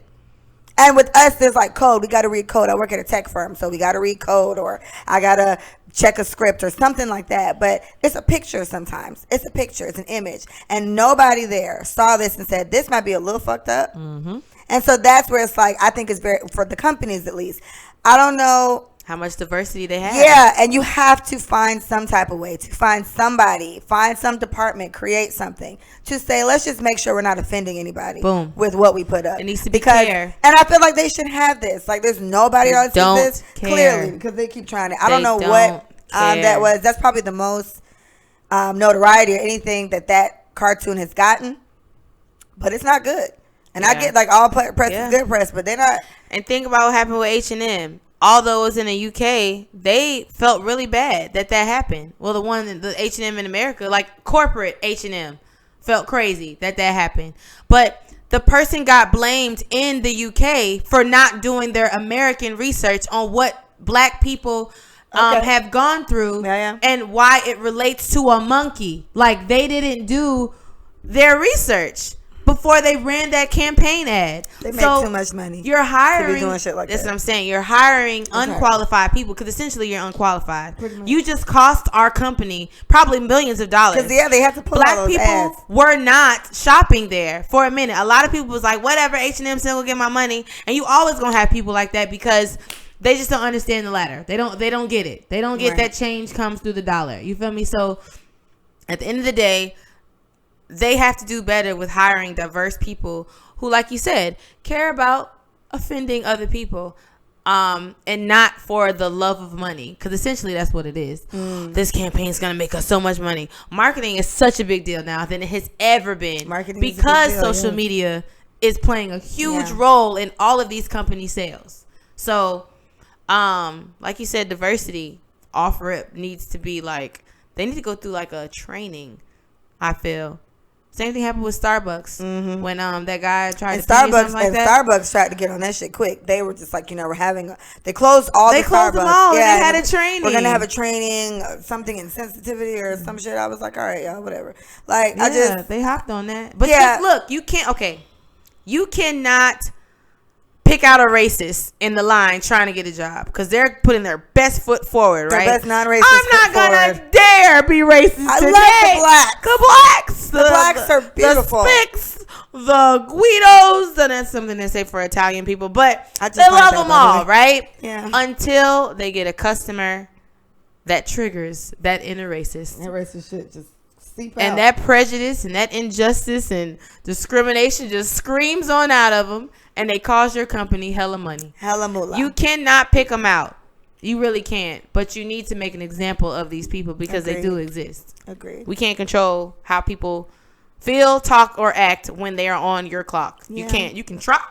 You can try. But you're going to have to fire a few people. And so the only... What bothered me about that the most was it was a cartoon, obviously. And if you guys listen to either our last episode or the one before that, or whatever, I said I made a point to only buy black dolls in my house for my daughter. I have a 6-year-old, so she only gets black dolls. And I started that when she was like 3. So, and one thing Micah made a point, which I agreed to it, but things like this, it's like I still agree with what Micah said because I feel like that is overall the main point. But I'm going to just go out there and just be honest. Like, I don't have that much patience. I don't care. Micah feels like it's still important to, talk to the white kids and not make them feel uncomfortable, and so on and so forth. And then also tell white people that it's when we're supporting our own, it's not to spite you or to be whatever towards you. Mm-hmm. We're just trying to keep our black people together. I care about me and my kid. Yeah. Right? And the other blacks. Like, I'm that person. Like, I care about me and my kid and all the other blacks that feel that. But the good news is you guys do have people like Micah, who I feel like is doing the Lord's work. And I feel like so good for her. But I can't be bothered. No. It's cool. Like, I have too many other things to do to sit there and care about this, because the only reason why I feel the need to buy only black dolls for my kid or watch what she watches is because nobody gives a fuck about what she sees. I don't feel like there's somebody sitting there saying, oh my gosh, I got to really be careful to make sure these little black girls and black boys don't feel like they suck. I don't think they do that. It's not my job, in my opinion, to give a fuck how anybody else feels about it. Let's make sure my kid sees black is great. I think I've done a great job. She's very pro-black now. So, yay for us. And she'd probably never see that cartoon. But at this point, if my daughter did see that cartoon, she'd probably be like, Mommy, what's going on here? I was like, oh girl, they racist, mm-hmm. And we'll just turn it off. Like, I'm happy that, there's 2 different ends of the spectrum here. Mm-hmm. Me and Micah. And I definitely think what Micah's doing does need to be done, because my solution doesn't fix the problem or even work towards fixing the problem. I'm just making sure my kid is okay. Right. And and maybe if I didn't have Mia, I'd be more inclined to help figure it out, but I don't give a fuck. Yeah, it's just teachable moments. I don't give a fuck like right we now. have to. Yeah. It's just teachable. It's needed, though. And not every moment is for a teachable one. Nah. Like, I can definitely see, like, regular, like you said, mom in the store, you said that out loud and a white woman heard you. You would not explain yourself. No. And you would not make her feel comfortable. No. She may ask you, why did you say that? And you will tell her. firmly say, I said what I said. Exactly. Well, we're black, and I need my kid to see this in the house. Not every moment is made to be a teachable moment, but I do believe they get away with too many things. So a conversation has to be had at some point, but not every time. And it is uncomfortable. I totally understand. Some people will be like, why is this happening to me? I'll be waiting for stuff like that to happen to me. It never happens to me. Why does it never happen to me? It never happens to me. And it always happens to people around me. I'm just like, what did you say? Well, I didn't know what to say. I'm like, I should have been there. Like, I just missed opportunity. I can't. It never happens to me. Maybe it's waiting. Maybe our big moment is coming. Maybe our time to shine is near. So, we're about to discuss these freaking Disney remakes. What is your favorite Disney movie? What's your favorite Disney movie for everybody? Tell us how you feel, what you like. My favorite Disney movie is Aladdin. Always been Aladdin. Always will be Aladdin. I love the street rat. I love Genie. I cried in Robin Williams' Past. It was terrible. Micah's favorite is Lion King. Lion King. Lion King was very emotional for me. Every time Mufasa dies, it's just a really, really hard time. And I used to cry so much when I was little. Oh, somebody said Mulan. Shout out to Stretch. Stretch said Mulan's his favorite Disney movie. And we like Mulan. Mulan is lit. We used to call my daughter Mulan because she looks very Asian sometimes. It's just really weird. We don't know where she got that from. But anyway, Toy Story. We got a Toy Story. Shout out to Toy Story. Disney has started making all these remakes. Oh, we got Lion King 2. Listen, Lion King 2, Simba's Pride. Okay, listen, that soundtrack was lit. It was better than 1, in my opinion. Okay. Wow, Deception. That is where it came from. Do it again. Deception. We was like, we know they black. They had the blackest choir sing that song. They did. Okay. Disgrace. Come on, girl. Lit. Come on. Lit. Best song on the track. That's what you got. All right. So Disney's making all these remakes, and when Aladdin popped up, I was like, "What are we about to do?" You know. All right. So yeah, go ahead. If you have not seen Lion King, 2019, Beyonce's Nala. You need to go watch the cartoon again. Yeah. So that it can be refreshed in your brain. Mind you, I just saw Lion King in Aruba. It was on television and I was freaking out. But listen, y'all, it's not the same. And we're going to talk a lot about Disney remakes. Yeah. So, they came up with the Aladdin, and like I said, Micah knows Lion King from beginning to end. I know Aladdin from beginning to end. Every song, I literally know what Aladdin said, what Jasmine, like I know it all.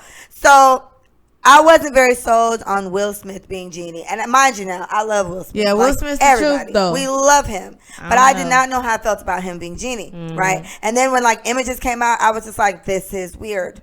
Yeah. This is weird. Yeah. I didn't want to do it. So anyways, Micah and Tarsha, Paige, everybody had a whole debate about it last night, or talked about it last night. And Micah was like, you got to see it. And we decided to talk about it on the podcast today. So I went today and saw Aladdin and Lion King. And maybe about 3 minutes into Aladdin, maybe not even 3, I'm lying, 23 seconds into Aladdin, I was instantly fucking annoyed because Will Smith cannot sing. He cannot sing, but we all know the story of Aladdin, fine. They changed the shit. They changed it. Will Smith, I can deal with him being black. I'm fine with that. What I can't deal with is him having kids. Him being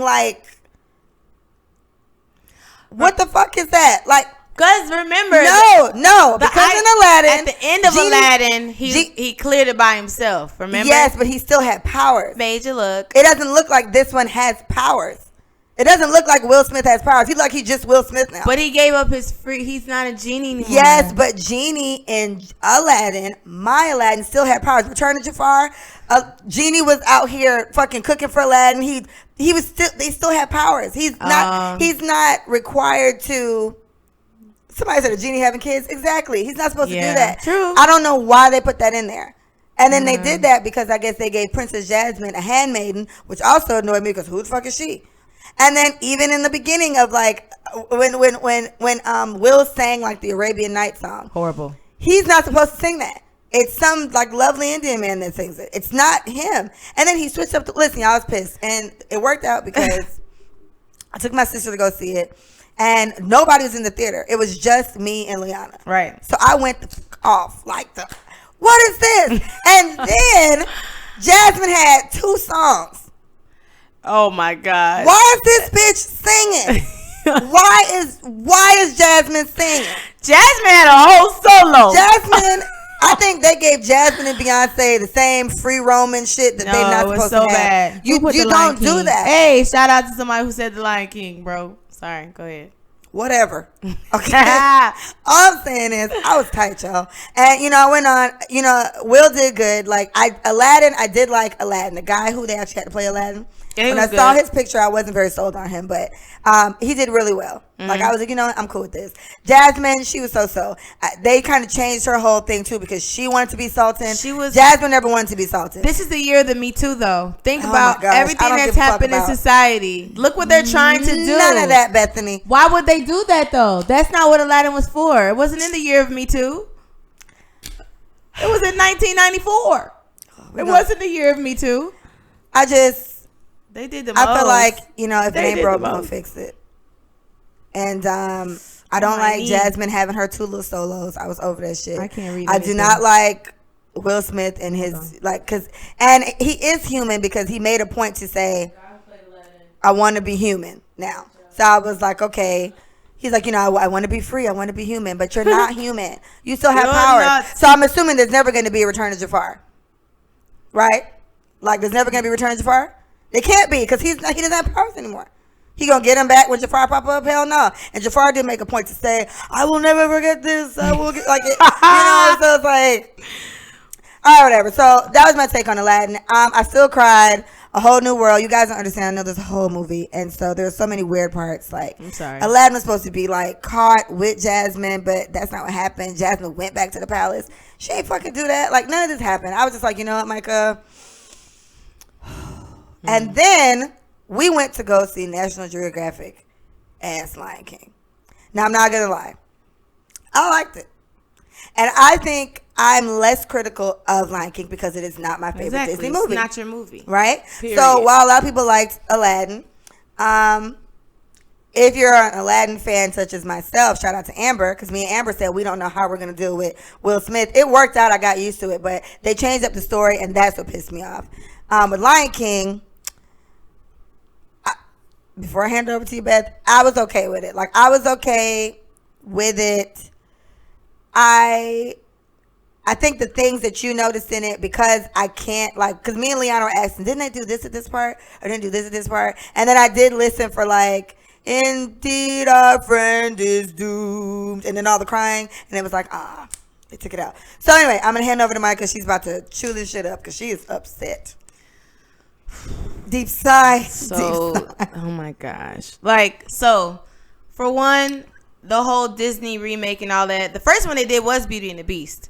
And Beauty and the Beast, in general, in Disney, is more of a musical, right? So, when they redid Beauty and the Beast, I was pissed off because Beast looked crazy. He didn't. It was something about him that was just not done properly. Like, they could have done so much better at his costume. It was trash. But I get what they're trying to do. They're basically getting our money, right, back into the movie theaters. Like, they're making us go to the movies again because the movie is becoming like a pastime. We only watch Netflix and stream things. Mm-hmm. So they're trying to get us back in the theater with our childhood movies. But where they are effing up, they're switching our childhood stories. Lion King is my favorite movie of all time. I can recite with voices from the beginning of the movie to the end of the movie. And it didn't piss me off that it wasn't going to be like exactly like the Lion King that I remember, because I just knew something had to change to make it longer, whatever the case is. But Rafiki, major disappointment. Timon and Pumbaa. I like them. Pumbaa was lit. Timon pissed me off in the beginning, and he pissed me off when he sang. But other than that, I feel like, Beehive, do not come for me, okay? Because yes, I got a few warnings in here about the Beehive. I'm just like, don't come for me. Be honest, I'm not saying anything crazy. But what I am saying is, Lion King meant so much to so many people for such a long time. It is a true classic. Like, 9 times out of 10, it'll probably be majority people's favorite Disney movie. I agree. Who are my age, 29. I told you, I'm almost 30. But at the end of the day, like, the fact that they omitted so many lessons throughout the whole entire movie, they added a freaking song just so that. Oh, God. It was just so bad. And then they made Timon's song longer. These are disclaimers. Hey, if you haven't seen Lion King, sorry. I'm about to drop some crazy spoiler alerts, but it's been like a week and a half. I'm gonna need, if you're a true person who loves Lion King, you would have saw it by now. But at the end of the day, they did not do it service. I don't think it was a trash movie. I don't think it was horrible. But for my feelings and the way that I am emotionally connected to this movie, I felt nothing watching it. And I saw it twice. I felt nothing watching Lion King. The Can You Feel the Love Tonight, that part is supposed to make you want to be in love, and once it makes you want to cry, they reunited. Nope. Didn't feel it. Didn't feel it at all. Nala's whole escape thing, that was pretty lit. I appreciate them like showing us how she got away, because I imagine it being extremely hard. Oh my gosh, let me tell you what Liana said, because you know, like when she was like tiptoeing or whatever, and then like I think like lightning flashed a little bit, hyena popped up around the corner, Scar was like sniffing around. Liana was like, oh my gosh, this is a horror movie now. Intense. It was hilarious. It got intense. You're scaring my sister, Disney. Got intense. And the whole be prepared. So, bro, what? Be prepared was okay, but it wasn't. Whatever, bro. It wasn't the way. Yeah. None of the hyenas were singing or marching. Because the hyenas did not fuck with Scar. And why was Scar British? Kind of. I'm aggravated. Did you peep that? No, I was aggravated the whole time. It's just I don't get it. No, I'm not even gonna say I get it, because I don't. But the excuse that I gave to Leah, the justification to why these movies are being done the way they are, is because technology has advanced so much, and they're trying to bring back and repurpose what these movies meant to us then with what they could mean to us now with the technology that they have, and to get more kids who did not even see Lion King growing up. They don't even, they're going in with fresh eyes. Well, you know what I'll say, it was me, my sister, and this little girl was sitting next to us. And she looked like she had to be about 6 or 7, because she sounded younger. And she was talking a little bit, and she was like, there was a baby there, like Jid had to be about 2. And she's like, it's Simba. It's Simba. She kept saying all the characters. So to me, that gave me major feels that, people are really making an effort to make their kids go see these type of things. And they didn't seem unimpressed or bothered by the fact that this shit wasn't, because they don't have an emotional attachment to it. They didn't watch it for 20 years. So another thing, I went with a 7 and a 12-year-old. They're theater kids too, so they do musicals all the time, and they are used to things being a certain way. And the 7-year-old said to me, she said, Micah, isn't this the part where they're supposed to be singing by themselves? Why are there so many animals singing with them? Right. And then she called them out. And then the 12-year-old was like, do gazelles live in jungles? They don't. Damn. By the way, gazelles do not live in jungles. They don't. Now, if you have peeped, Simba was running through a desert. Probably the Sahara Desert. It was a long streak of nothing but sand and dust and nothingness. I felt so bad for baby Simba. I understand. But,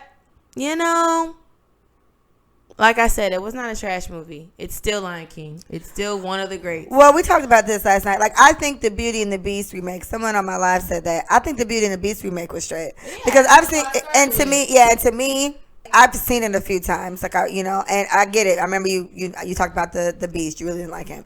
But the movie in general, I don't think they changed anything. They didn't. Yeah, they did very good with that, because like you said, it's a musical. So she, Belle sang her 16 songs. There were no new songs that popped up. There was not that I noticed anyway. There was, Terry said Lion King was amazing.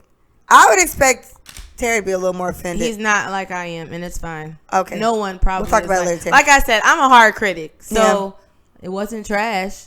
Yeah, it wasn't bad. Like they left out my heart heavy hitting parts. And that's how I know it's because of how you know it word for word, because I'm literally singing Arabian Nights with him, and at one point he says, where it's flat and immense and the heat is intense, it's barbaric, but hey, it's home. Will said some other shit. He did. He was like, I like chicken, I like rice, I like partying all night, it's barbaric, but hey, it's home. That's not what he said. Why would you change it? I did not like that. Why did you change that? If it ain't broke, it is flat and immense and the heat is intense. I don't get it. So, and literally that was Micah, that was a minute and a half in, and I was already cussing. So it's like, you have to really be like diehard, word for word, understand it. And then the first question for me would come up is, why did you change it? Mm-hmm. Why did you change that? You know, my mom have a lot of inside jokes about like Aladdin and about Lion King. I think my mom's favorite is Lion King, and so she loved the part where the one who played, the one that Whoopi Goldberg played. What was her name? Sarabi. Shinzi. So when she was just like, ooh, I thought you was somebody important. Mm-hmm. And it was like, when you say Mufasa's name, Mufasa. Do it again. All that was gone. I told my mom that. She was like, what? I was like, they took it out, sis. They made Shinzi so serious. She scared Leanna too. Leanna was like, this is She was intense. Scared her. She was intense. The goofy one was not goofy, and he was straight. He spoke English. So let's talk about that. Ed be like, ooh, oh, the other one didn't talk. Yeah, you're right. He was not a talker. You're right. He wasn't talking. And he wasn't funny either. So I just don't appreciate the annihilation of the good parts in my movie. I just don't. I don't appreciate it. Well, again, so I think they did good, Beauty and the Beast. They did fine with Aladdin and Lion King. Yeah, Aladdin was straight. I liked Aladdin. But for me, it was okay. Because, again, they switched up some of the songs. And then I'm so used to singing everything with like certain nuances. It was just like, what the fuck? And then Micah warned me. She was like, Will Smith ain't a singer, right? And rest in peace, Robin Williams. He wasn't either, but he was a lot more animated, I would say. He was in how he did stuff. So like, I'm sitting there waiting for parts, and the whole song, you ain't never had a friend. Like, I know that the whole song. And he didn't even sing it the same way. I was in there. I was pissed, y'all. Mm-hmm. So, whatever. So, I did talk to Micah about this tonight. Maleficent is technically Sleeping Beauty. It's about Sleeping Beauty. Like, I doubt they'll have a Sleeping Beauty remake just because they made Maleficent, because that was the story. And I think they did a good job with that, though it wasn't directly about her. It wasn't about her. It had to do with her. A lot but to I think do they with probably her. felt like her story going to be boring as fuck. That's what I'm saying. So, they wouldn't dare touch it. It's easier to do Maleficent. But yeah, so upcoming movie, Mulan is about to be the shit. Mulan came up. Micah thinks Mulan's gonna be the shit, and I'm interested to see. Shit. I'm interested, but I feel like they're gonna make it serious. And but Mulan is low key serious. Like, think about it. Yeah, Mulan is honestly. Yeah, Mulan is like Beauty and the Beast. It kind of is what it is. Like, I see what they tried to do with Aladdin, like mix things up, whatever.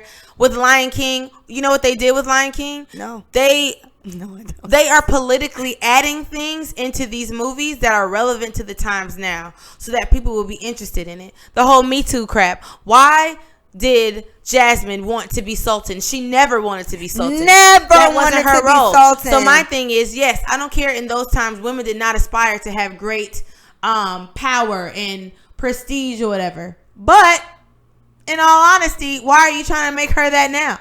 That's not who Princess Jasmine was. And they even made Aladdin a little bit of a dick, because they made it that he was like, okay, I'm the king. I'm a sultan now. I am a prince. Aladdin was never arrogant. Yeah, Aladdin was like, oh my gosh, he didn't want to do it. Like, his thing was, I don't want to do this. I don't want to be prince. After the fact, though, he did kind of. That's when him and Genie got into that argument. But no, when him and Genie got into that argument, tell the truth. Tell her the truth. I'm going to tell her. When him and Genie got into the argument, the part where they switched it, when him and Genie got into the argument, he was just like, I can't wish you free, because I need you to keep this facade going. Like, I cannot do this without you.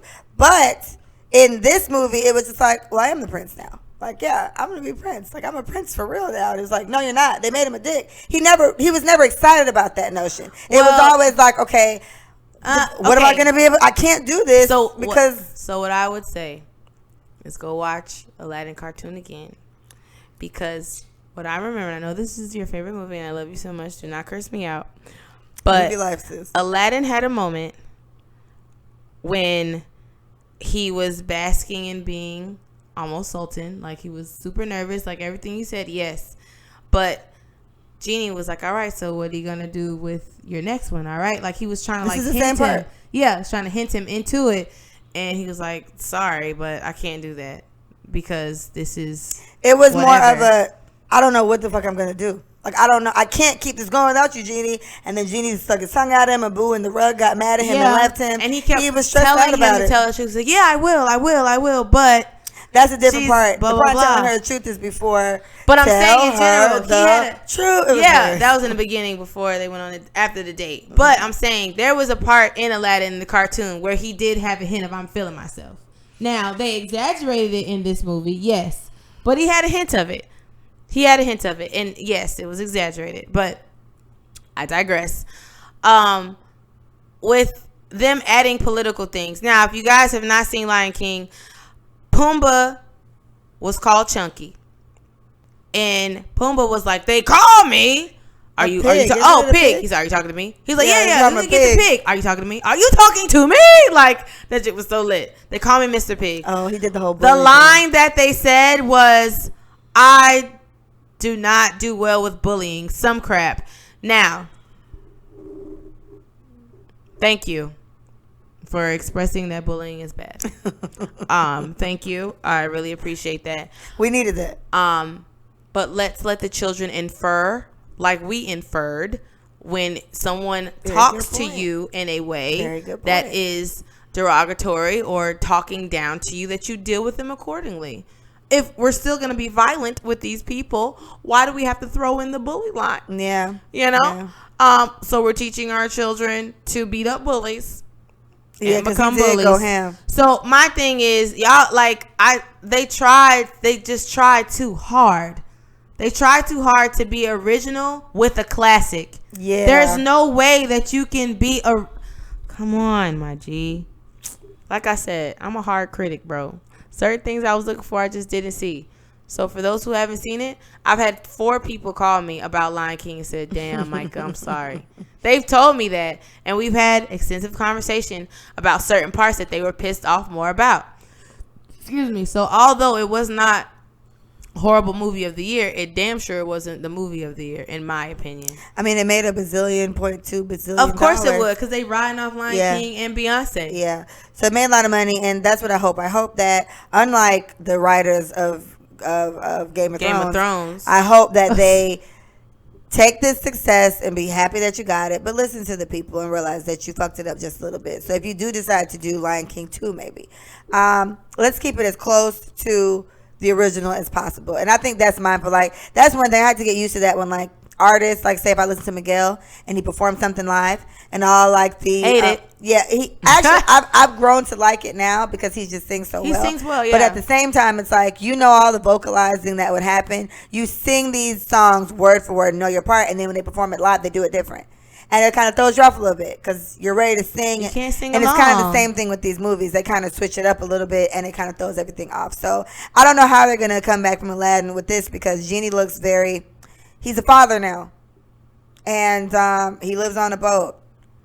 And that's not what the fuck happened.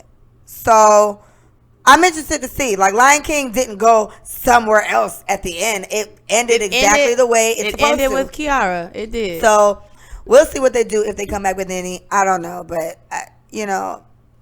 Hopefully they'll switch Nala. All right. So we think Mulan's going to be fire. Mulan is definitely going to be fire. We think that's going to be good. So Little Mermaid is coming out. That's what we're talking about now. I had a conversation with a 12-year-old. A 12, cool. And she, like I said, she's into theater. Mm-hmm. And, like, you know, she knows all the names of all the actresses and all the singers ever. Like, her memory is insane. Love her for that. But then she says, I heard they're making Ariana Grande Little Mermaid. I said, no, it's a black girl. And I just said it just like that. And it's the twin. She sings with her sister for Beyonce. I know she doesn't watch Grownish or Blackish. I know that. So I was trying to be as mainstream as possible, because this girl did not play on Disney at all. I said, but she's had a YouTube channel singing since she was like 10. So I was like, so she was like, they chose her, but Ariel isn't black. I said, yeah, how do you feel about that? She was like, well, you know, I was a black character in Hairspray. I was a black character, and I think I did pretty well. I was Donkey, and he's a black character, so why not? Why can't she be black? That's kind of the way that she took that. And so I was like, so Ariana Grande does hit very high octaves. I get it. She could have very well been Little Mermaid. I can definitely see Ariana Grande being Little Mermaid with the way that she used to act on Disney Channel, just to be real. Like I can see I don't even the whole. remember her on Disney Channel. What like, show was she on? She was the ditzy one with the red. She was like, oh, I know what that looks like, and but that's her character, exactly like that, right? Like, sorry, sis, I don't know who you played, but I remember that's how you was playing it. But remember, Ariel was very ditzy and very airy, and I want to be where the people are. Like, she was very like fantasy driven, you know, very in her head, very imagination. So I can see Ariana Grande being a really good character. I said, look her up and listen to her voice, and you tell me what you think. So she was like, Mike, I looked her up, and wow, Ariana Grande still could be a good one, blah, blah, blah. Because, you know, she just fixated on her she had red hair in the Disney show. Oh. And so she automatically was like, why didn't they just pick Ariana Grande? She already has red hair, you know? But the fact that she said the black character can be Ariel, and I'm okay with that. Because everybody should have an opportunity to play whatever role they want. So I think I don't know about any of the other characters, but to start off, I think she will be an amazing Little Mermaid. I think she'll do really, really well, mainly because this is not necessarily musical, but there are some pretty important singing parts. Like when she lost her voice, it was singing. And Sister's going to hit these notes perfectly. That's the one thing I'll give Beyonce and Lion King. Like, obviously. She sang the hell out of that song. Good job, obviously, singer. She sang it. Yeah, so singing, there was no issues there. It was the other stuff. But I think she'll do a fantastic job. Micah brought up a point because I thought the whole thing would be good, and Micah was like, you know, it just depends on how they do it. And we did watch Aquaman. We thought Aquaman was straight. Aquaman was good, which is so funny. I feel so bad for like DC movies. Always like Marvel movies are really kicking their ass. DC, that's a whole nother topic, but it was straight. So I feel like it just depends on what they do with the characters. Like, I feel like Sebastian needs to be a Jamaican. They need to find somebody Jamaican. Because he was Jamaican. Because he had an accent. And, like, please stop picking, like, Americans or someone else to play a Jamaican. Just pick a Jamaican. It's so many of them. Yeah. It's so many. Pick a Jamaican.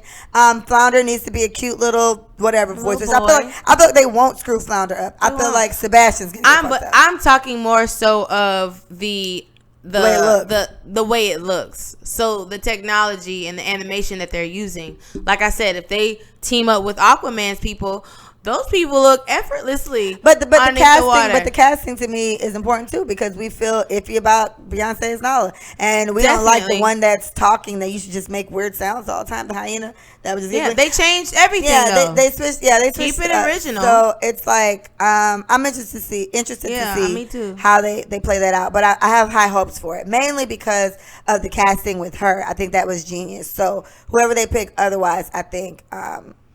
I hope her lace front don't look crazy. Not gonna lie.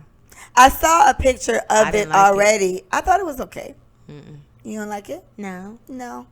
We'll see. Yeah, we'll see. Beyonce's lace fronts are always laid, so if she need to get some coaching and some help, same hairdresser or something. I'm just thinking. So she got dreads. Like, like they long. So with all these, they have a Dora the Explorer coming out. I think it's going to be a live action one. And it seems like the idea is that Dora has grown up a little bit. It's like high school time. Mm-hmm. And they sent Dora home to go to school. Like, Dora, you can't be in here swinging through the jungle with boots anymore. We want you to go and be a kid. But I'm a big Tomb Raider fan. Like, I've had every Tomb Raider game that's ever existed from like PlayStation 1 to now. And so I'm Team Lara Croft, and it just seems like a kid Lara Croft to me, and it annoys me. I don't know how I feel about that. So I don't feel that. I see what you're saying, though, because tombs and jungle and all the other stuff. But I get the Spy Kids feel. I get a Spy Kids feel because they have a mission that they have to complete. They have to save her parents. Like, that's kind of what I get. With that, I get that question where it's like, when somebody's like, nobody asked for this. That's kind of how I feel about that. For Dora? Who asked for that? Who asked for any of this shit at that point? But even still, Dora's a TV show. Then you make her like 16, 17. And then she's still ain't interested in boys. She's just interested in like swinging through the jungle. And then shout out to Diego. He came. He was like, Dora, you got to chill, bro. Like, yeah, I don't know. Leanna used to love that show. Leanna and I watched the preview twice today. And both times Leanna was like, I'm straight. And I was like, yeah, me too. Yeah. I'm a little straight too. They got a Maleficent 2 coming out, so that'll probably be good because the first one was good. What movie would you want to see a remake of? Like, what do you think? I think Tarzan would be lit. That's number 3 on my list. Yeah, I think Tarzan would be very good. Tarzan. I think so. That's number 3 on my list. Yeah, I think a remake of Tarzan would be lit. Y'all gonna pick a black man or no? He would be so fine. I don't think they're gonna pick a black man. He was tan as hell in the what you call it. They cannot. But think about. But see, I feel like they pick a black man. That might be a little racist. It won't be racist because he's with a whole bunch of apes. So what? He had dreads. I feel like that. I don't know. He had dreads, my dude. What? All right. Tarzan had dreads. Like what? What? And they were like dreads. They didn't have like stringy straight lines. Somebody said Michael B. Jordan. I can't see him being Tarzan. He's fine, but no. Fine. He's so fine. Oh, whatever. No. I know one. Let me think. Who would be a good Tarzan? A good black Tarzan. Let me think. And Michael B. Jordan, he's still fine. So I just feel like, sure. If we ain't got no choice. It has to be somebody like extremely agile and very thin. Chris Brown. Oh, that would piss me he off. He can flip over everything. That would piss me off so much. Chris is very athletic. I would not watch that. Okay, let me think. Dang, that's difficult. So then, so while you think about that, if you can do both at the same time, if he's black, then who is the lady? Because she can be white. Because she came from England. I mean, that's the story, is it not? Yes, she's British. But technically, Tarzan. You know who would be Tarzan's mother and father was white as well. But I know like the perfect British black woman. That would be such a great Jane or whatever. I don't know. If you guys let us know, who do you think would be a good black Tarzan and Jane? Yeah. Or who would be a good actor and actress for Tarzan and Jane in general? Yeah. Because for he white gotta guys, be tan. Okay? A white guy can get a tan. And he gotta be tan. I don't see no paleness at all. Tan. You done been living in the jungle your whole life, son. There ain't no way. Ain't no way. But like the tree tops are very heavily. Get out of here. Cut so it Tarzan, out. It's not like Tarzan. Y'all should have seen the look I gave her. Listen to me. Okay, listen to me. So the gods of Egypt. Do you know not one white person, not one black person was in the gods of Egypt? Yes, and that's why the movie did not do well, because they were tight, and that was crazy. Everybody was white. I just want y'all to start making sense. That's crazy. You will not lose. And I love Christian Bale, but you won't lose if you allow your cast to be majority of wherever that place is. You won't lose. You have so many movies that are all white. Let's just move forward. Let's be progressive. Let us have 10 in the year 2019. Just 10. That's all we ask of you. That's all. We're not coming for your neck because clearly you still run the Oscars. So please, let us have 10. Okay, so we would like to see a live Tarzan remake. I think it'd be less likely for them to screw. You can't screw that up. Yeah, just screw that up. And I wouldn't even care if the lines are the same. And I still have them. That soundtrack, Elton John. Whoo, love that song. That boy killed Tarzan. I'm about to listen to it to sleep. Yes, that's a good soundtrack, right? It's a lovely. It's soundtrack. a good one. Yeah. It's a good one. Very good. Okay. So I was saying I was down for Princess and the Frog. Anastasia's not a Disney movie, but it's not. It's not a Disney movie, but yes, I'm down to see a live Anastasia remake. The only thing is like Anastasia, I'm almost as OD. Anastasia as you are Aladdin. Yes, that's how I am. So don't fuck up these songs, and I need Rasputin to be like as creepy as possible. I need him to be as creepy as possible because it's like Rasputin was creepy. Oh yeah, he was. It's like, and they made him a little comical, so he probably didn't freak the kids out. But he sold his soul to like the devil for the power to kill the Romanovs. Incredibly scary. So I need him to be creepy as hell, just like that. That's not a Disney. I don't know what that is. Probably like Paramount or something else. But I love Anastasia. It was a tragedy in real life. Yes. What? This is Pixar. Now I'm thinking about Pixar movies now. A Bug's Life, Ants. What you think? Because I thought of Bambi, which I've never actually seen Bambi. But it's going to just be like Lion King. To do Bambi, it's going to be like Lion King. And I guess that's sad as fuck too. Fox in the Hound. Oh my gosh, now you're getting deep. That's what you told me I look like the other day. No, Lady and the You Tramp. look like Lady. Oh my God, that would be the cutest movie, Lady and That'd the Tramp. be so hard to shoot with them dogs. Oh, but it's not real dogs. It's just really No, like but CG. they will probably make it like. Do you remember the movie The Golden Retriever was a basketball player on Disney Channel? Yes. They'll probably make like that, or Homeward Bound or Lassie. It's real people. There's no animation. It's just real people, real dogs talking, moving their mouth, whatever. Yeah. Yeah, Lady and the Tramp was a lit movie. Fox and the Hound. Oh my God, Willie does this impersonation of the hound. So the fox meets the little hound, and then the fox is like, he's like, "What are you?" He was like, "I'm a hound dog." Willie does that like Willie. so well. That sound like him. I'm a hound dog. So, my sister watched this movie literally 2,678 times. Princess and the Frog. I love Tiana. I know all her songs, almost there, all of them. So we were just talking about Mama Odie tonight. I can do with that. Her name is Ryan Destiny. I think she'd be a fantastic Tiana. She's stupid pretty, like she's ridiculous. She'd be a great Tiana. I think she could sing because she was on Star. I didn't watch Star, but yeah, I would assume she could sing because she's on Star. I think she'd be a really, really good Tiana. They would just hopefully have to listen and do not switch it up. And the Shadow Man needs to be creepy, and they gotta lay poor Ray low. Yeah. So let's talk about the first Disney princess they remade. It was Brandy. Shout out to Brad. Cinderella story. Yes. And she was Cinderella, and she was black, and her prince was Latin at that point. Who was that? Somebody say, Fats_954 said he's waiting on a Mighty Duck.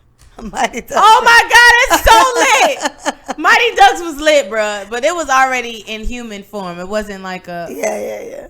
Mighty Ducks was lit though. There was. I wanted to be a hockey player. Well, like that. so this is true. I didn't think about that. The Cinderella remake was. They did a really good. And it was nowhere near the movie.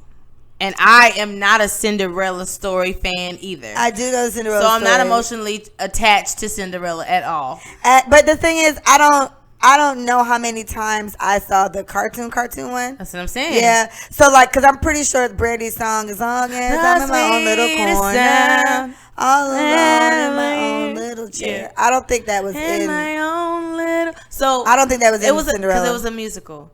So they created a musical from the Cinderella. So a Cinderella story. And Whitney, essentially. I love me some Whitney. Oh, Whitney killed that fairy godmother moment. Yeah. Turn around. Go ahead. Yeah. So you're right. Yeah. I mean, that worked out. And it worked out very well. That worked out. And she wasn't a white woman with blue eyes. And people were not pissed that I remember. I was like 10. They probably I don't know if they were pissed or not. Or they probably just did, like right now, since seems like Disney's making this like drive to remake all these things. I'm pretty sure they may remake Cinderella because it is a great story. And with all the magical shit we can do with movies now, like it'd probably be really good. Do you know what? I take that back. Cinderella was done again. I just saw it on Netflix. It's on Netflix.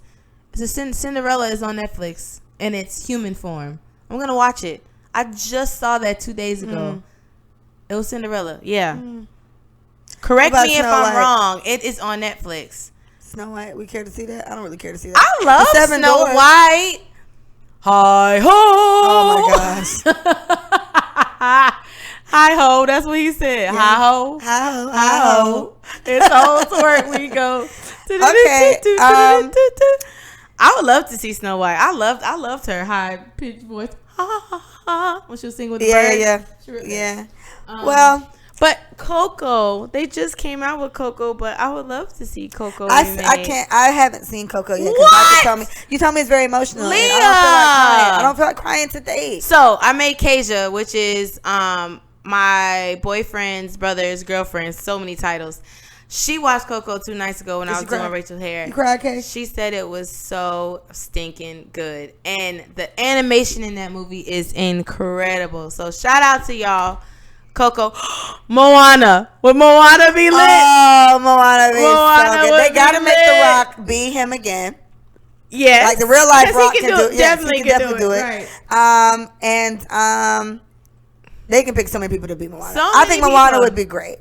I think it would be great. I think that'd be good. Moana would be a good. She has to be Hawaiian. Has to be. Like cut it out. But yeah, because they don't. I mean, how many Hawaiian princesses or any type of Disney anything do they have?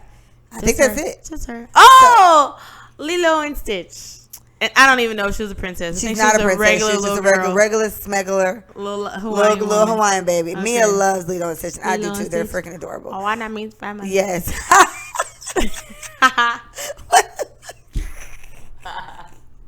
All right, so I'm down for that. I like the Moana idea. The Moana may need a little bit more time, but I'm waiting for like Moana 2 to come out. Oh gosh, Frozen. That's probably like they probably made the most of that money. And honestly, it'll probably be really, really good. Just to be real, they could do a lot with animation. As much ice she was throwing, making that whole castle. Well, there's a show called Once Upon a Time. Oh, and yeah. I think it's still on, but I like watched all the seasons up until like the main star left, and now other people are in it. But they had a season where it's about Frozen. So Anna and Elsa were on it, and they did pretty good. Like they made the big ice monster thing that they had. Pocahontas. Oh my! Yes, that could be really racist. It could be really racist. And that also is a true story. That also maybe they're trying to stay away from true story ones. Because Pocahontas really did happen. She really did meet Jon Snow. She just died. He killed her. They killed her. But listen, and she was raped actually. Oh my God, yo. Maybe because the real story that is too fucked up. I don't know, but I don't know. I would love Pocahontas. That would be nice though. That would be nice. That would be nice. Damn, Pocahontas would be nice. That would be lit. Yeah. I think that it would have to be true to story. You would have to. Even in the song, the earth is not a dead thing you can claim, and then no matter if you're white or colored skin, like that is very forward. But the thing is, they could probably switch the story up because it is a real life story that they switched up already for the cartoon because they made it seem like she went off and did good. And Pocahontas too, she married another. They'll be offended. They can't do Pocahontas. She was with somebody else. They can't do Pocahontas. I don't think because they switched up the real life story already. To make it seem like she just went to England and everything was that's what they do with history, so they're not doing Pocahontas. So it'd be nice, but I'm sure it's coming. I'm sure it's coming. Do we have up an and African they were just princess? Not African. We just got Tiana. So can we talk about that real quick? Okay. Just really briefly. What would we Tiana's from Louisiana. Yes. Cool. She made me want to go to Louisiana so bad. She's from Louisiana. I still want to go. She married a prince from Nadonia. Prince Naveen. Where is he? Where is it? Where's yeah. Why couldn't he be from Africa? Smart. Like if this is a black good point. Princess, why did she have to end up with why does she have to marry other? Like, and it's still in our ethnic group to some capacity. Like I totally understand. She was not an Anglo-Saxon, but he definitely was not African descent. So it really pissed me off when the movie came out. Like I said, like I'm overcritical about certain things. Like I just really wish that people would just let us have things sometimes because it's just so many examples of you running the world. Why can't we just have 10 movies out of the year? You feel me? 10 movies out of the year. Like I said, like definitely like Burr, like what? His accent was very off. I can't even tell you where I think he's from. I don't know what this sounds they made it up. And why does she have to have a made up prince? Why does she have to have a made up prince? Thank you for Princess and the Frog, but I would encourage you, Disney, to actually find an African princess. And just to trail up on that, they had, I think it was the Ralph Breaks Everything, like part 2. So they had a part where, the second one where they had the little girl who was in it. She met all the Disney princesses, and Tiana was like 16 shades lighter, which annoyed the shit out of me. And her hair was a little different, and it was just like, why does Tiana look so much lighter than she was before? Why is Tiana's hair a little straighter than it was before? It was like, could you cut it out? Let it go. Cut it out. Let it go. Let's just be black. And this idea of what you think is beautiful in your eyes and all that crap that you were also fed to make yourself feel better, because that's what it is. To make yourself feel better that you don't look this way. You want to put down other to make yourself feel. Don't be. When are y'all gonna stop doing it? I just don't understand. Cut it out. Like Gabrielle Union said this perfectly. Do you sleep better at night knowing that you tore down somebody earlier today? What did you gain from ripping her apart? Did your house get bigger? Did your sex life get better? Did you find a man? Like, what actually came out of that? What comes out of tearing down people for y'all? If it's instant satisfaction, you're sick. You're sick. Go. You're God, let us have 10 and let. All right, guys. Yeah. Well, let us know what Disney remakes you'd like to see. I see on the live that I'm on, I see Dumbo. They said they think they made Dumbo. They did it already. Yeah, he said they made Dumbo over. And it's Oliver based off of Company. an African I've never man. even seen that. Oliver and Company is lit. I've never Oh, seen that would be so good. It's straight animals. She's singing. Hey, right. Oliver and Company was lit. Yeah, to answer your question about that, I don't know if I said it. I think my face just said it, but I don't want to see ants and I don't want to see A Bug's Life. I did enjoy A Bug's Life, but no, thank you. I don't want you to see that. I think it would be funny. They both had really good comedy. Yeah. A Bug's Life was lit, bro. A Bug's Life was good. Do you remember it? No. I remember it. I like A Bug's Life. I liked A Bug's Life, and I liked Ants. Ants was a little adult to me. They had a lot of adult humor in that movie. It was a little forward. I think they put it there just for like the parents that are there with their kids. Definitely. They get to see something. I think he said ass in that movie too. And me and Liana watched Incredibles 2 again last night. Oh, Incredibles would be a good remake. It actually, Marvel got to pick it up. Marvel, pick it up. You got to pick it up. It's Disney. Disney not letting that go. Disney. But I'm saying they can allow them to be a part of it though. Yeah, it could be. Because that's like Avengers. That's their realm. Like these are superheroes. Like this is what they do, bro. Yeah. Let Marvel have that. They should team up. Disney, Marvel, team up and make Incredibles. Well, that's what Marvel did with Spider-Man because Spider-Man is owned by Sony. Right, so Sony was like, okay, we'll do like a little team up here. Because remember, like, while Spider-Man has always been a part of Marvel, like Sony owned him for a while, so he wasn't part of none of that. Yeah. And then it's okay, well, we're gonna add him to the Avengers. So Sony still owns him, but it's like I don't know if they just did a deal or something, to allow him to be a part of this Marvel universe again or whatever. But so maybe they could do something like that. Yeah, maybe just think about it, just to make it good, because Marvel has. They're doing fantastic. Oh God, Endgame crushed me. It was an amazing movie. It's a great movie. But what was I gonna say? Oh my God, you lost it. Yep. Well, let us know. Let us know what you would like to see, or what you think would be a good remake. Let us know who you think would be a good Tarzan, or who you think would be a good Black Tarzan. And he has to be agile. He has to be agile. He has to be agile. That's be hard. That's what I'm saying. Because I can't even think of a guy. Like he has to be super lean and super fit. So then maybe they'll pick some new up and coming. Yeah, that's what I'm saying. He could be new. Fella. Yeah, he gotta be tan. Nice body. Tarzan had dreads. Ever since they make him like Asian? He was fat. But they make him Asian. Good. Okay. Right. So somebody suggested Jason, the one that played Aquaman. Oh hell yeah! He'd be great. Oh, he's so sexy. He's so funny. Oh my God, yes. He'd be great. Whoever said that, kudos to you. Fats _ perfect match. Yeah. He'd be great. Oh God, yeah. Oh God, he would be. Like thinking about Tarzan's character, he definitely would be. He is him. But he would have to be like. He'd also be good in Moana. Because I think he is actually Hawaiian or something. So he could be The Rock if The Rock just chooses not to be. Or maybe like a random person in there, I guess, since they just add people to Aladdin. Maybe he could just be a cousin or something. They're going to give him a whole song. He's going to have a whole song. Oh my God. He's going to be Moana's love interest. It's going to be so bad. It's going to be ridiculous. All right, well, this is it for this one, guys. We had to go in on Disney for a little bit. We went on Disney for like 40 minutes. I told you, maybe we should have. No, it's fine. it's fine. I knew it was going to happen. Okay. All right. Well, thank you guys so much for listening. We appreciate you. Say bye, Micah. Bye. Okay, Micah said bye. Thanks, everybody.